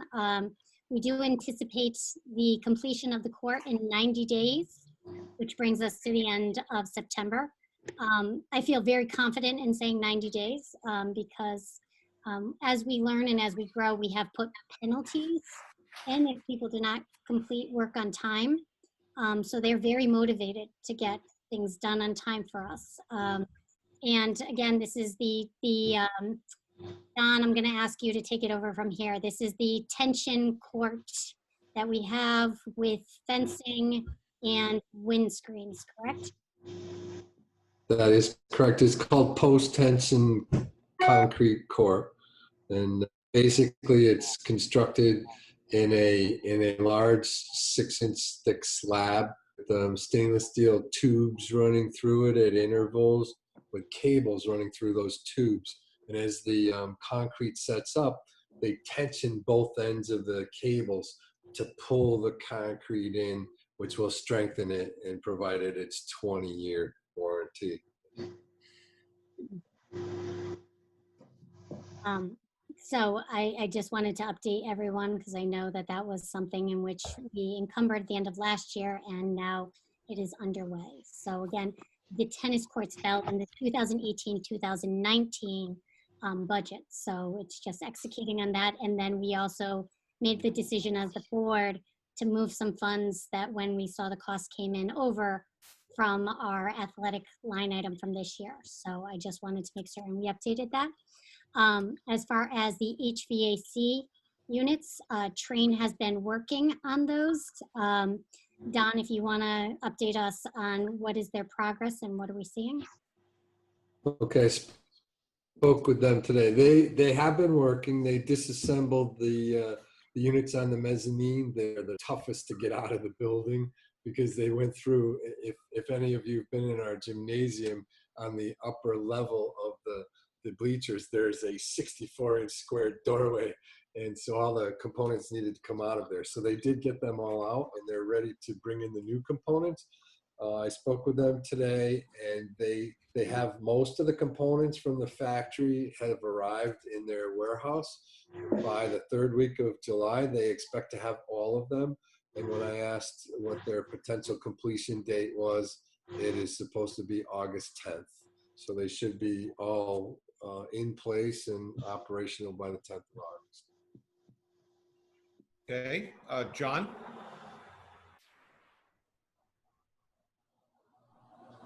No, that was for the last, the ag question, the ag population question.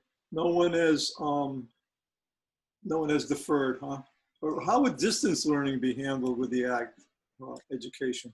The same way that we handled it last year. So essentially it's doing much more of the getting our kids to get their hours in for the SAEs, having them accomplish some of their badges for the FFA. Additionally, they're doing some virtual dissections that exist, and getting them to watch different videos on how that can happen. So we still have the agri-science electives that are happening.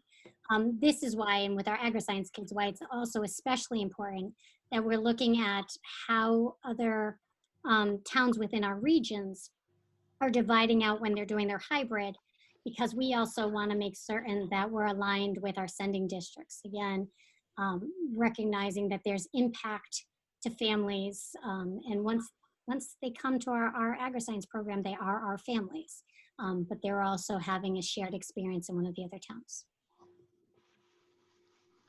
Okay. I don't see any other questions. So I guess we'll move on to the next item, which HVAC. Okay, well, Don talked about the HVAC, but I do want to let you all know that the cost for the HVAC, we were able to get into the 2019-2020 budget. When we had seen some favorable savings for health insurance, as well as transportation savings, we were able to use that in order to pay for HVAC units.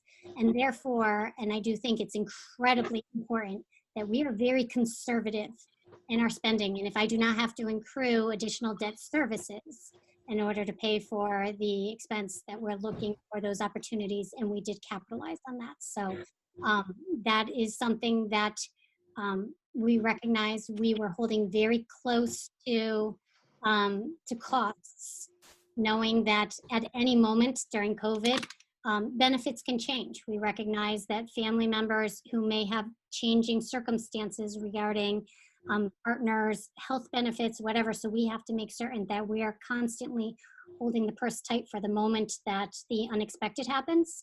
And when we were able to finally release the funds on June 30th, we recognized our opportunity to actually do some savings for the future.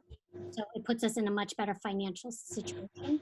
So I did want to let people know that that is one of the reasons we're not going to have to go to ban for the HVAC. So as Mr. Boniuno said, it was finally something good that came out of COVID. So we're going to take that with a smile. And so if there weren't any other, I know that people had asked questions in the past about the different filtering system with the HVAC systems that we're using. And at this point, Don's been working with Train to explore and to do the research behind some of those things that come out in the, as soon as the news is talking about UV lights, we are exploring and looking at that. And so right now, the systems that we have for Hvac actually help, because they will bring in air from outdoors in order to have that go through the handler. So we are getting fresh air into Hvac. Okay, Pete? Just a clarification, the Hvac system, the estimate we got is about 970,000, correct? Nicole? in order to pay for the Hvac system, I think it was originally around 970,000. The contract is for 925,000. Okay, and have I misinterpreted what the superintendent just said, that the money is there? You did not misinterpret that. That's accurate. I can't hear you. That's accurate. You did not misinterpret that. Okay. Thank you. All right. I see Mary waving.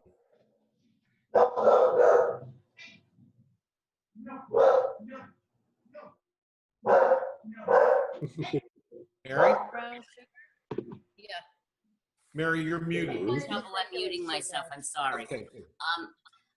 I think that this was just a coincidence, but it's a great coincidence that we're doing this at the same time that we're doing the air conditioning and the HVAC at the same time that Don has to look at the ventilation systems. This is great. If we have to put any additional filters in or whatever, this is the time to do it. And it's just like, okay, another good thing, Megan. We will take serendipity when it happens. I'd like to say that I planned for all those things to align, but they just did. And, you know, even looking at some of the savings that we saw and other line items that just came together. And again, and it is a credit to the team's planning that held things close. So we had the opportunity to absorb a cost in a year that going into next year will allow other opportunities. Okay. If there's nothing else, we can move on to agri-science and science lab project. Okay, so I'm going to state the obvious that it is behind schedule. We did want them off campus, but that said, at this point, the major construction has been occurring. What they're working on are some punch list items. The punch list went from approximately 1,500 items now down to just over 100. But I did want to let people know that we are right now looking over the shoulder of O&G. I think they have their level of what is acceptable and we have ours, and we're constantly evaluating. And I need to commend Greg's leadership on the building committee, in which as we're batting around these different ideas, and Alex will tell you hours and hours of talking about what is acceptable and what's not, and coming back at it. So that way we want to make certain that we are getting our money's worth out of this project. And so part of the reason that they have not been able to just see us in their rear view mirror is because we are holding people accountable. We are looking to see if we do want to hire a third party to take a look and make certain that the quality is happening. But I think for everything that we're trying to do, it is, again, we recognize we have a responsibility to our taxpayers. We have a responsibility to you as a Board of Education to deliver a project that we are proud of. This is our legacy. Okay. I don't see any questions, so we'll move on to action items. First item is to consider and, if appropriate, waive the medical form requirements until December 2020, pending proof of a medical appointment in grades K, 6, and 9. Megan, why don't you tell us what that's about? I know, but you're doing so well. So one of the things that the state has asked districts to consider is that some families may have put off their medical appointments for wellness checks, which are needed in those grade levels in order for students to enter into our schools. One of the things that they had asked is if we would just accept kids coming in and we'll get their medical reports after the fact. One of the things I would like to do is I recognize it may be harder for people to get into their physicians right now, but I think if what we are able to ask for is a proof of a medical appointment that is forthcoming, that it would be enough for us to allow students to enter into school, knowing that that is forthcoming, because otherwise it may prevent some of our students from starting school on time because they were not able to get their medical appointments in. All right. Do we have, I'm sorry, Mary? You're muted, Mary. Yes. Maybe, Megan, what we could also ask for is the last appointments that they had and what those appointments said with their doctors in person. I know that in person medical physicals right now are pretty much out, but maybe we can ask for the last ones that they had. Maybe that might be something for you to consider. It's just something that I threw out there. Always that medical thing with me. All right, Lisa? I agree with Mary. I think specifically the proof of vaccinations, that even if they're not up to date and they are waiting for that medical appointment, I just think that they, especially for the kindergartners coming in, I would like to see that at least that they have a copy of the vaccinations that they've had. Okay. Good point. Jen. Jen, you're muted. Sorry. I actually called today to schedule my son's physical before he started school. And at least at my doctor's, my pediatrician's office, they're making it a priority for all students to get their physicals because not a lot of students are actually coming in at all. And so they're really concerned about that. So I think if push comes to shove, these kids can really possibly get an appointment. So I would really find a way to encourage them to see their doctor before coming in. I mean, I got it next week. Yep. So. Okay, very good point. Anything else? Do we have a motion to waive the medical form requirements until December 2020, pending proof of medical appointment in grades K6 and 9? So moved. Pete moved it. Is there a second? I'll second. Jen seconded it. There further discussion? Yes, Mary. I think I'd like to move to table this until our next meeting, if we could, because I'd like to hear more about what we're going to ask them for right now. I don't feel comfortable with letting the new kids into our school with nothing. So the only thing that I would caution the board against is that our next meeting that we have is not until August 17th, which may put some families that that may create more of a hardship and a backup. So either way the board decides, I think parents have to plan accordingly.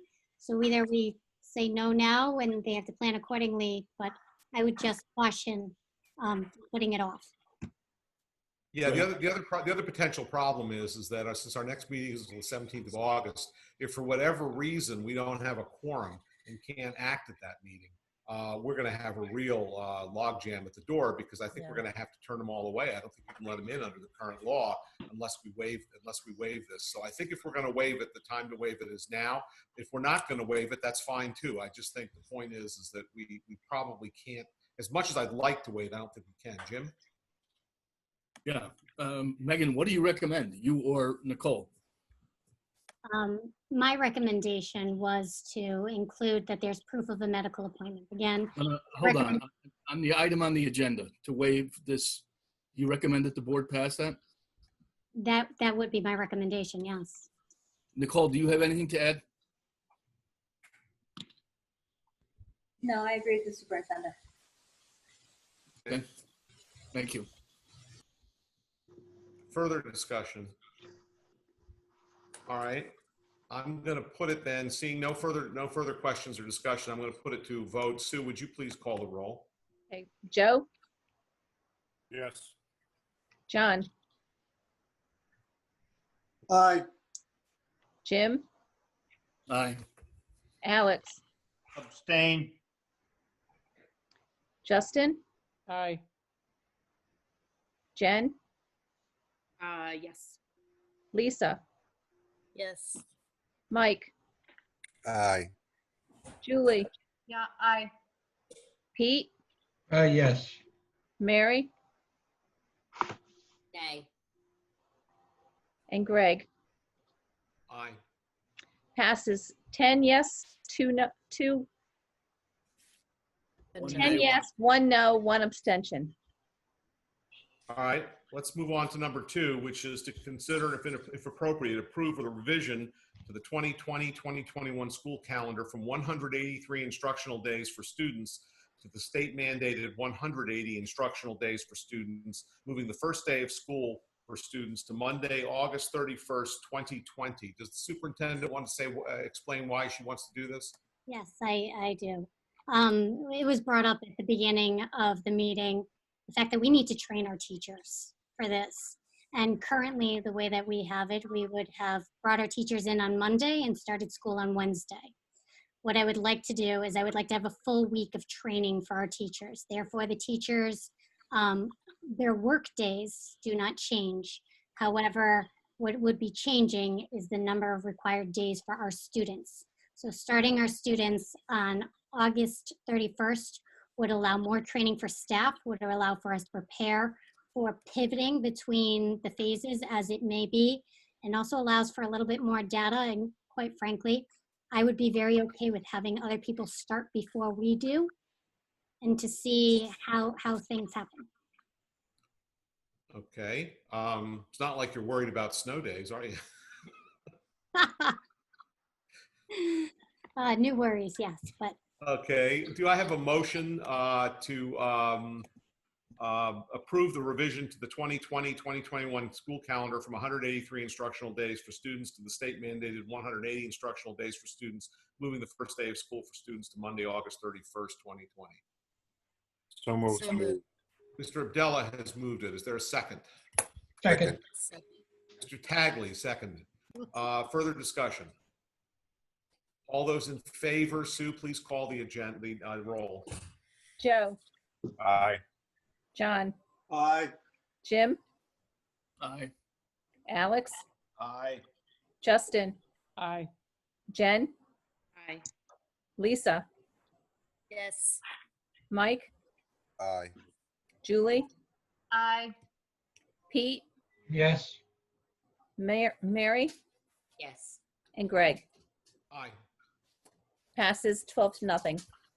Okay, let's move on to number 3, to consider if appropriate, delay the opening of REACH for non-mandated students until January 2021. So Megan, you'll want to tell us about why you want to do this. I do. I think everything that we have talked about tonight, needing to get spacing, recognizing that there are extreme restrictions. To know that I would be bringing in 3 and 4-year-olds to teach them how to not share. I would be bringing them in and essentially treating them in academic ways without being able to have social play.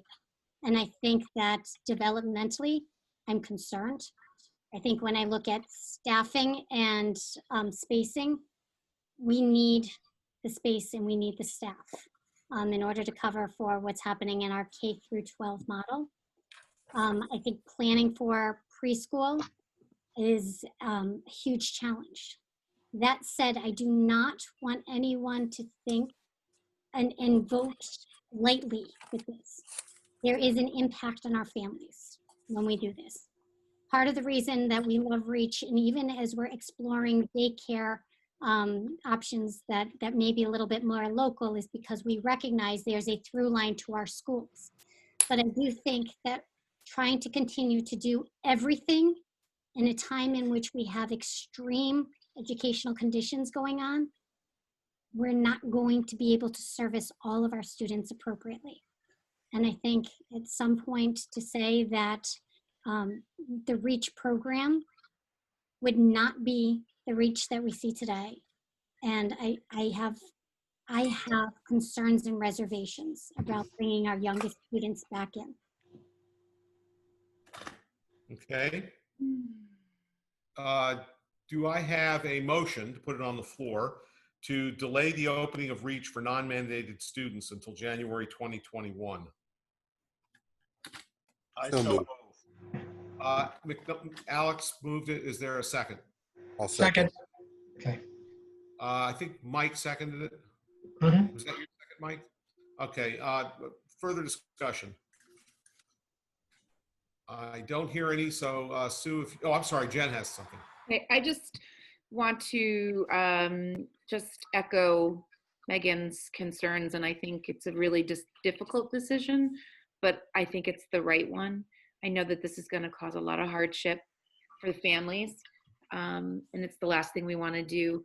But it also piggies back into something I've been thinking about this whole meeting, and I just want to take a quick moment to say, this is so difficult on so many levels, and I think without getting too crazy, people have so many personal opinions on this, on everything about this. We're not going to make people happy. It's just virtually impossible.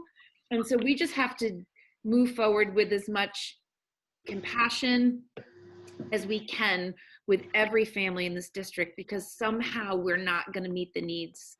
And it's not intentional. It's just trying our best to put what we think is the right decisions in place. And Megan, I have the utmost confidence in you, but I just want you to know that I commend you for making that decision. And I just think we all need to remember that every family is having a really hard time with sending their kids to school, whether they're in REACH or they're in 12th grade. So, John? Yeah, I agree with Jen. I originally was going to vote no, not to exclude REACH, but it's a hard call. It's really hard. It's too bad we're in this position. I mean, those developing young minds, and what Megan said about not being able to share, touch each other, hug each other, it's cruel. So yeah, thank you. I'm going to vote yes. Okay. Joe. Megan, that January 2021 date, is that one that you chose, or is this per the governor's guidelines? And if the guidelines do change, would you possibly open it up earlier? This has nothing to do with the governor's guidelines. I can tell you probably if they were to see it as a daycare, the governor would be quite upset with this decision. The decision really to have a January 2021 is just not wanting to close the door to the opportunity for REACH for a full year. I believe in the program, and I think if we shut it down for a full year, it says we're really not assessing to what's happening. I do think that the earliest it would open is January 2021. It takes a lot of planning. It takes a lot of coordination. So I wouldn't want to give an empty promise to say I could move up the dates. So if we were to keep that, but I think if anything, if we are starting to see some negative signs of the pandemic and things coming back to the region, it would actually push out the start of REACH later. But again, I don't want to close the door to the program, and I don't want to make it, I don't want this to be something that goes away. And sometimes it's too easy to put something on a shelf and leave it there. I really want to make certain that we're exploring the opportunity to have it at the earliest by mid-year. Okay, great. All right, Megan, Mike has a question about what's going to happen to our REACH staff. We would repurpose our REACH staff, and quite frankly, we just talked about tonight potentially having a first grade at WPS. We'd look at certification and how to reallocate people. So I'm not saying any certain person falls anywhere, but certainly needing to reallocate, recognizing we don't know. And I gave you the numbers and some of the scary numbers before of 54% of the staff can return without an issue, we may have to look at what's happening and who can return and how do we service students. So I don't want to be blind to the fact that we have real needs within the district that we have to fill. And I need to look at what is mandated and how do we support the mandated versus, what can we do that has been a nice and really a building program for what is our school district. And I don't want to mislead anyone.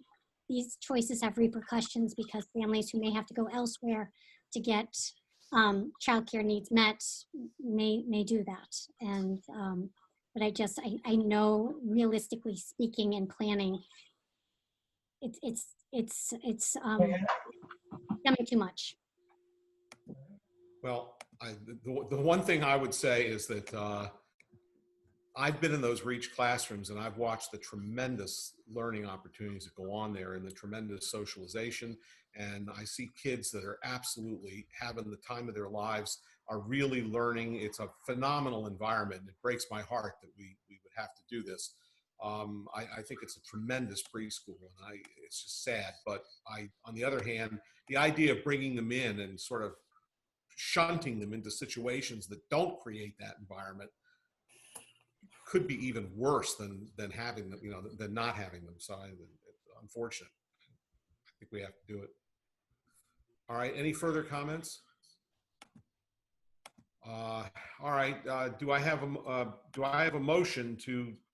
You already do. We already did the motion to delay the opening. So, Sue, could you please call the roll? Sure. Joe? Aye. John? Aye. Jim? Aye. Alex? Aye. Justin? Aye. Jen? Yes. Lisa? Lisa? You're muted. Yes. Thank you. Mike? Yes. Julie? Yes. Pete? Yes. Mary?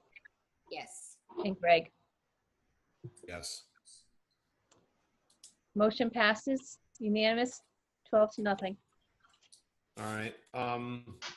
We'll go on to number 4, which is to consider and if appropriate, approve the T3 technology leasing agreement for a 3-year lease beginning July 8, 2020 with a district cost of $87,200 per year. I'm going to leave this to the superintendent. Okay. And as we go on to this, I want to thank the board for the heavy lifting that's been happening tonight. I know some of these decisions are bucking tradition and things that we know, and in any other circumstances, I don't think it reflects our belief in any of the other programs. So to take a look at the tech leasing, we had found the company T3, not to be confused with T2 that we use for architecture in our agri-science, but the T3 will lease our technology equipment. And what we have found, and I'm actually going to share my screen because Nicole had put together a spreadsheet so we can see what is the actual cost savings. This was something that we did talk about during the budget meeting as a cost savings that would happen to the district. So if it's okay, Nicole, do you want to share your thoughts on the chart? So what we looked at was what the cost would be to lease technology as opposed to buying it every year, which is what the district has typically done. I did want to, at the top of this spreadsheet, I've shown what the budget has been each of the last 3 years for technology purchases. And then I did a comparison of the 3-year annual cost to lease. And what will happen is we'll lease several items of technology. The first year's cost will be $87,240. And then as years 2 and 3 of that lease, it is a 3-year lease. As years 2 and 3 of that lease come forward, we'll need to add the Chromebooks for our rising 6th and 9th graders. So that will be an additional schedule to lease of $18,000 in years 2 and 3. So you'll see that the lease payments decline each of the 3 years. But if you were to compare those against this year's budgeted number, you'll see that over 3 years, if we were to continue to budget the same thing every year, you'll see that we'll save $124,000 over 3 years. Now, there's a lot of advantages to this. One is that with the releasing different kinds of technology, some Chromebooks, some Windows desktop and laptops, and some Apple desktops and laptops. And with regard to the Windows machines and the Chromebooks, Hvac from our district can supply an image to the leasing company, and they will image all of those machines for us. So they will come in ready to use out of the box, open them up, turn them on, which will save our IT staff a considerable amount of time each summer so that they can use that time toward better pursuits this year in particular, distance learning options. So this second tab that Megan just opened also shows if we release this year, the amount of new technology that we're putting into the hands of our students and staff. So the new technology that is getting into the hands of our students and staff would cost us, if we were to purchase it outright, $270,000 against our budget of $140,000. So what that means is that by doing this lease, not only is there cost savings, but we're getting technology into the hands of our staff and students that they otherwise wouldn't have. What we like to do is when we get onto this leasing schedule, what we've done in the past historically, if you look back, is we kind of piecemeal every year. We buy certain new machines for certain people. And then every year we're doing that again. So we don't have any consistency in our technology across the district. So what this is going to do is it's going to put the same machines into the same levels of staffing. So our elementary teachers will have Apple products where they need to have Apple products, and they'll be the same year and the same manufacturing model, so that when we need to do software upgrades, or we need to do updates, or we need to buy parts, we can buy one part, one software upgrade, one software version for the machines because they're all the same. What we've run into in the past is because we buy new technology every year, we have various machines across the district. So really, there's only a handful of machines, 6 to 8 machines at any given time, they're the same. So we're constantly chasing parts and chasing software and chasing upgrades. So when we talked about this was actually Megan's idea. And when we looked into it, the IT department embraces it. And obviously from a financial perspective, I embrace it because it's less expensive to the district. And it also puts all of our staff and all of our students on 3-year replacement cycle, which means every 3 years, staff is getting the latest, greatest technology, and we're able to manage it more efficiently and effectively. Right. Alex. I am all in favor of leasing. I think it's the right way to go. But have we looked at other companies to lease from? Have we got competitive offers from anybody else? So we did look at leasing through Apple directly. And we looked at leasing through, you can do leasing partnership with CDW, which is Computer Discount Warehouse. They'll do leasing options as well.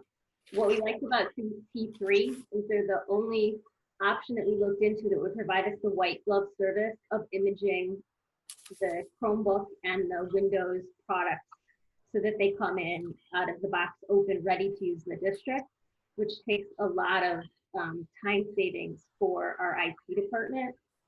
We couldn't find that option in any other leasing company. So that's what made them very attractive.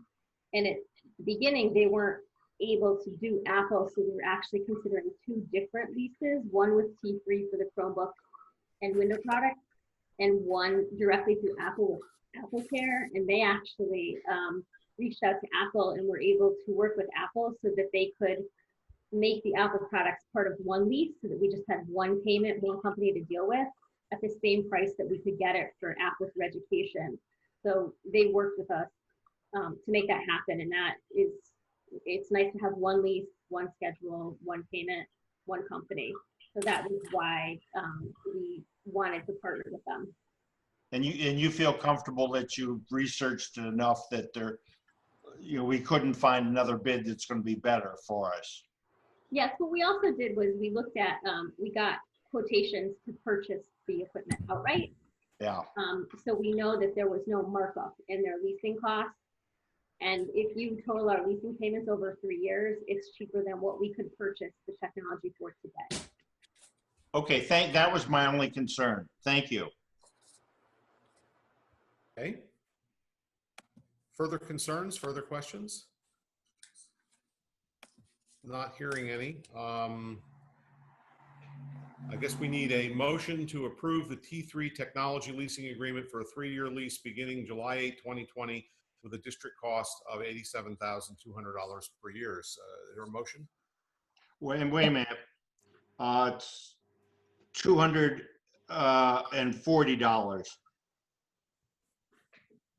$87,240? Yeah, that's what it says on the lease, on the agreement. That's accurate. It's 87,240. 87,240. So with that change, do we have that motion? I so move. Alex moved. Is there a second? Second. Mike Sinatra has seconded. Is there further discussion? Sue, would you please call the roll? Sure. Joe, Aye. John, Aye. Jim, Aye. Alex, Aye. Justin, Aye. Jen, Aye. Lisa, Aye. Mike, Aye. Julie, Aye. Pete, Oh, yes. Mary, Aye. Greg. Aye. Motion passes 12-0. All right, we'll move on to number 5, which is to consider and if appropriate, waive the bidding process for the elevator repair at Burnham School to allow the Director of Facilities to negotiate the cost not to exceed $49,000. And I need to amend that. It should be 49.9. I apologize. $49,900. Yes, thank you. Okay. Megan, do you want to carry that or do you? If it's okay with you, I'd like to hand it over to Don because it is recognizing that we have an older elevator and there's some, there are certainly some considerations that need to be brought to the board, whether you're going to consider the waiving of the bid and our reasoning behind it. Okay. Okay. The 3 elementary schools each have an elevator in them, none of which any of you would recognize their names. This particular elevator was put in it was manufactured in 1988 and 1989. 2 years only. The company is defunct. We can no longer find any prints. We can no longer find any parts. We've attempted to fix this elevator through a number of options, one of which, the last of which, was to take out its circuit board and send it to a company that probed every diode and every circuit on it and replaced all of them. The elevator has intermittent problems in which it gets caught between floors. And the company that we've used to repair and maintain this elevator is an independent company. The owner of this company has worked for Lonsdale and Otis, bigger elevator companies, and during some restructuring back about 20 years ago started his own company. These elevator companies are strongly overseen by the state of Connecticut. Everything that they do to an elevator is inspected and certified by the state upon completion. In this particular instance, the elevator had been very unreliable, and it's got old relay systems in it and circuits in it that need to be updated today's code.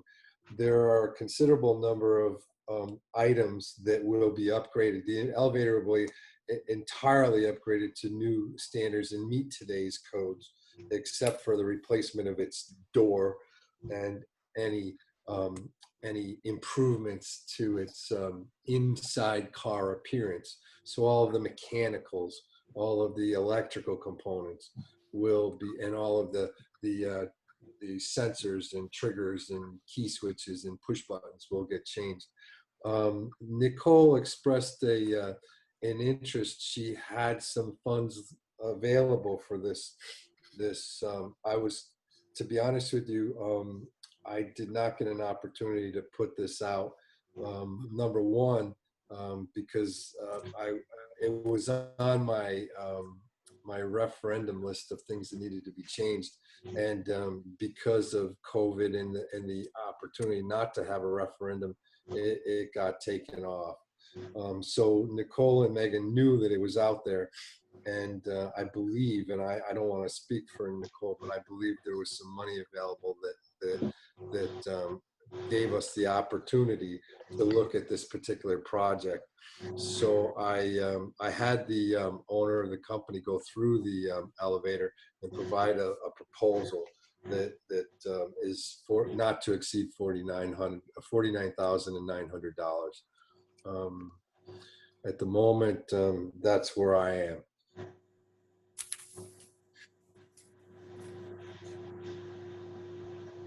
Okay. Just so that you know, previous, all right, about 2012, well, I came here in 2010, and by 2012, I had changed the contracts for our 3 elevators in the district because they were being serviced by large corporations, Schindler at the time.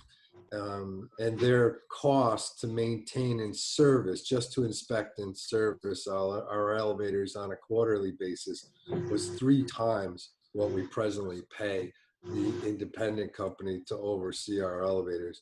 And just so that you know, our elevators are all working in compliance with code, but this particular elevator does have intermittent problems, and it has stranded a few custodians, a couple of teachers, and a couple of students here and there when it has to glide upon. So those are the facts. Okay. Can I ask a question? Yes, Sorry, please. you can't see me. Absolutely. Don, thanks for all that explanation. I guess what I'm still wondering is what's the downside of putting this out to bid, even if we get no other bidders or we get higher bidders? What's the downside? I just haven't had an opportunity to do it. And I believe the funding may exist at the moment. Nicole may be able to say something about that. I'm not entirely positive. I don't have a problem putting it out to bid. I believe it's a timing issue that it wasn't able to be on the referendum. We weren't able to have a referendum. And we previously heard, some funds are still available in the budget. So that's my understanding. Okay, thank you. Pete? Yeah, I mean, I'm a big guy on bidding and whatnot, but I think on this item, I don't think the sum of money and the necessity of fixing the elevator demand that we go out to bid. I mean, if everybody wants to go out to bid, that's fine with me, but this is an old elevator, and I think Dawn has done a good job in finding someone who can deal with an old elevator. Guys are not easy to come by. I was in a building in Waterbury with my factory. It was difficult to find guys fixing old elevators. Most people wanted to replace the elevators. So if the board wants to do that, fine, but I'm willing to accept Dawn's proposal. Okay. Alex? Yeah, is there any warranty on this? Guarantee number of years, et cetera? The proposal does not have a specific warranty, but I will make sure that it does on all parts and labor, at least a minimum of a year. I would think, yeah, if we're going to spend this kind of money, I'd like to see it work a week from the day they walk away. All right, Yeah, Nicole, there's no specific warranty, but all of the equipment typically comes with at least a manufacturer's 1 year on parts and labor, and I'll make sure. Like the motion says, they're asking me to negotiate the cost, and I won't allow that to happen without a minimum of a 1 year labor, 1 year's warranty. How can there be I thought they're not making the parts anymore. No, these parts are going to replace all of the existing parts of the elevator. So these are new circuit boards with plug-in circuits as opposed to relays and older switches. So this will renovate and bring to code something that's of an older age, using new components, and then inspected and approved and authorized by the state before it's put back into service. Thank you. Right, there was another question on this, and I've now lost that person. I have one, Greg. Oh, there you go, John. I see Nicole's, is your hand up, Nicole? Yeah. Oh, that's Want right. to go Nicole. first? Sure. So I just wanted to speak to the use of the funds. I was able to encumber $60,000 from the 1920 operating budget for this repair. The timeline on the use of those funds is June 30th. So there's no urgency that would prohibit us from going to bid. We can put an RFP out for the work. But in talking to Don, this independent elevator company is the company that services all of our elevators. $49,000, yes, it's a significant sum of money. I don't know that we would do much better putting an RFP out. I find their prices to be more reasonable than Otis and Schindler, who I have dealt with in the past. My concern with using a different company than independent, since they are the people that we have the annual service agreements with, if we were to have a different company come in to do the repairs, and the repairs were to be faulty, those two companies are going to be pointing the finger at each other. And I think that in the long run, that's going to cost the district more money. Where if we use the company who services our elevator and is responsible for maintaining it and licensing it and meeting the state requirements, if something goes wrong, they have an obligation to fix it rather than pointing the finger back at whoever came to run the RFP if that were to be a different company. So I don't know that there's a lot of benefit in this particular job going to RFP, although we do have the time if the board does want to do that. Okay, John? Since time is no concern as far as getting the money or appropriating the money that's already there, I really have a problem with every time we do a project like this lately, we're not giving the public the fair shake in going to bid. The policy is there, it's very clear, anything over 14 or 15,000 must be bid. We have no idea. You do a home project, you get a couple of bids from different companies. And it's our fiduciary responsibility to the taxpayers to get the best product for the best price. I'm sorry, I will vote no. Okay, Pete? And just 2 points. Having been in a building with an old elevator, fixing old elevators is very expensive. Getting parts is not easy. Many times they have to be made. But the nasty comment I have is board members voted for spend $925,000 with no bidding for a Hvac system. And now they want to go out to bid for $49,000, which the business manager has said is not really an issue for her. So although I agree with John in essence of what he's saying, I just think Burnham needs the elevator fixed. It's an old building with an old elevator. Getting parts is not simple. And like we've heard many times, the parts have to be made. I don't disagree with John, but in lieu of the fact that board members had no problem spending over $900,000 without bidding, I trust the facilities court. I trust Don enough that he's researched and done everything necessary to get the best possible price with the best possible company. So while I'm not adverse to bidding jobs out, I just have a problem with board members who'll spend $925,000 with no bid, and maybe now everybody wants to go out to bid. So I think it's a waste of time. I think fix the elevator, get it done. The business manager already said the money's there. That's how I feel at this moment. Okay, Jen? I agree with John. I also feel strongly that we follow the policy.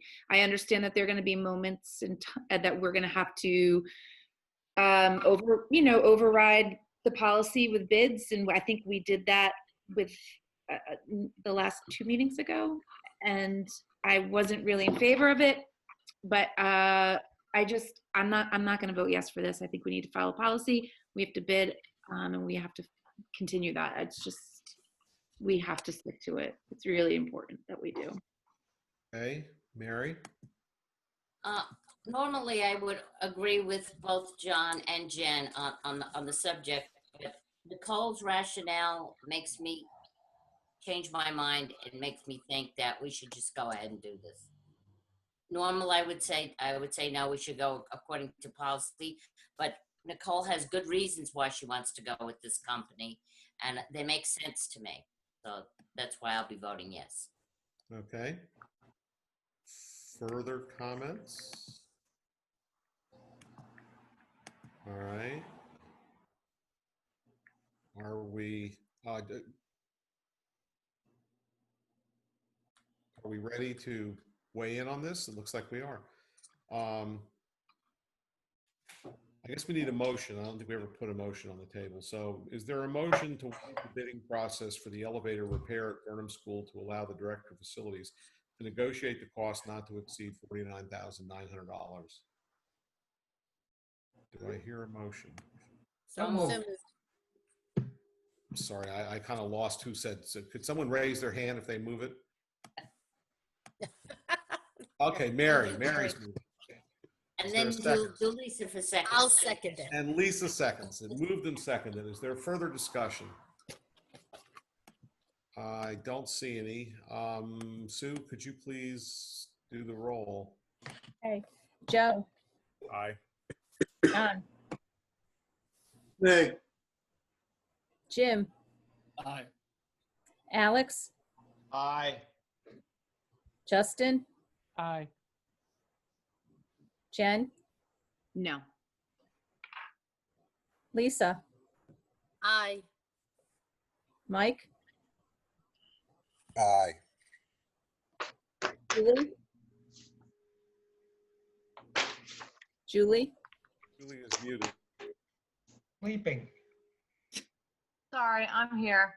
No, I'm against it. Pete. Yes. Mary. Aye. Greg. Aye. 1, 2, 3, 4, 5, 6, 7, 8. 9 yeses. 1, 2, 3 noes. Motion passes. Okay. At this point, I think what we said we would do. Oh, I'm sorry. Wait, there's something that Justin wanted to raise. I'm really sorry. Oh, yeah. I'm sorry for bringing this up now because it's really not related to what we're talking about. I thought of it like an hour or so ago. But basically, it's frustrating to me that, we're making policy for kids to go to school in person, and we're here doing it virtually.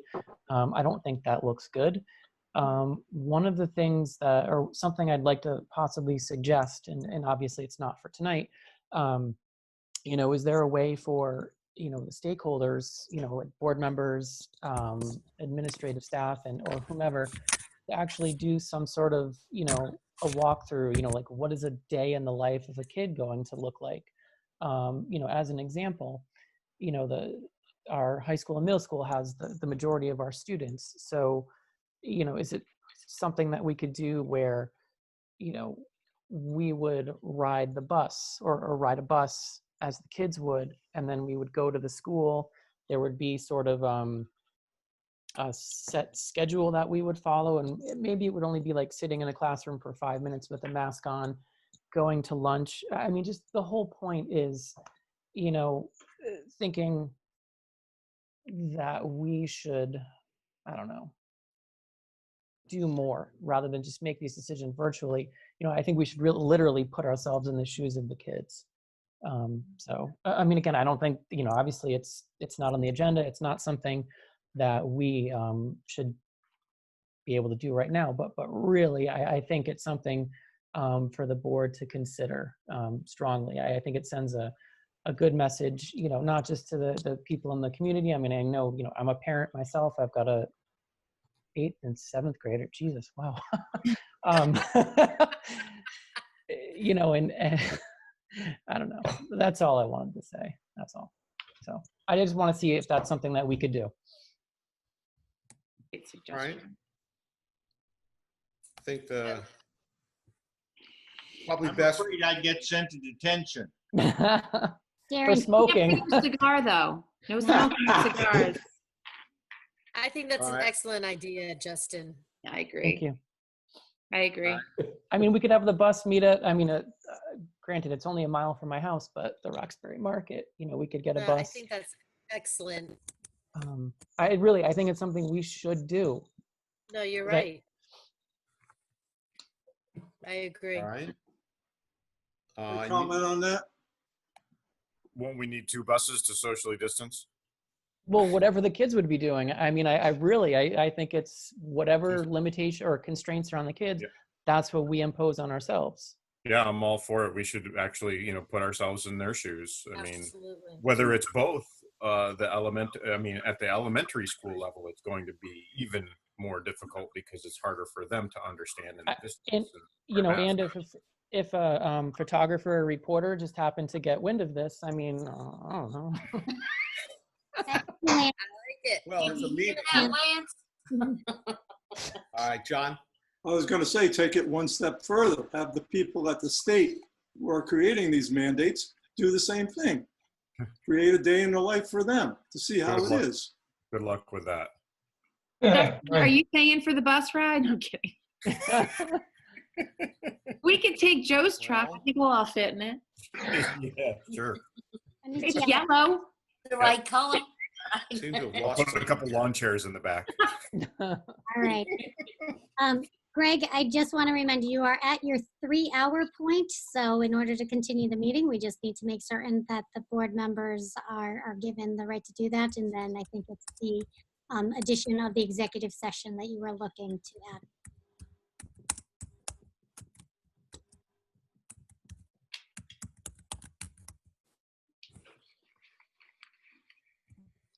You're muted, Greg.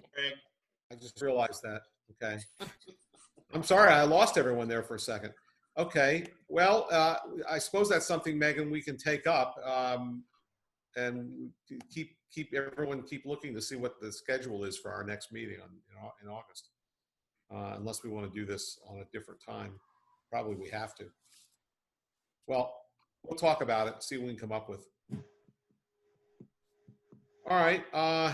I think at this point, what we have left on the agenda is to add an executive session to discuss the superintendent's contract, followed by a public session to deal with any decisions we have to make in order to correct the minutes of the previous meeting.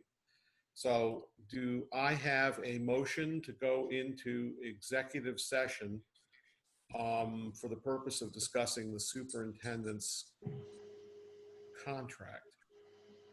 And I think on this one, we need to initially invite the superintendent in to remind us of a couple things, and then we can send her out if she wants to, because I won't be there for that executive session. And I would ask that Sue at least remain afterwards so we can do whatever we have to do in open session. Okay, Greg, do you have to have a motion to go past your 3 hours? What time is it? After 10. All right, well, yeah, I suppose we should have a motion to extend our session past 10 o'clock. Is there a motion for that? So moved.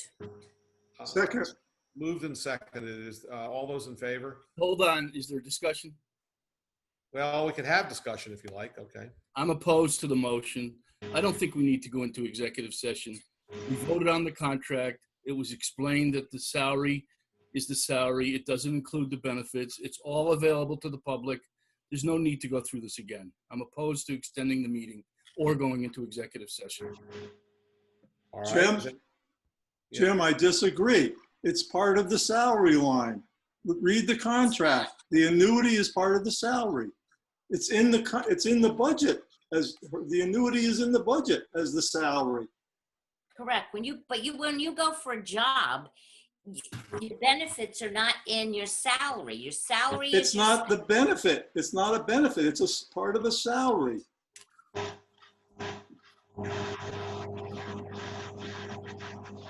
I just want it reflected somewhere that she got more than a 2% raise. That's all I'm asking for. All right. Can I ask for a revision to what was in question?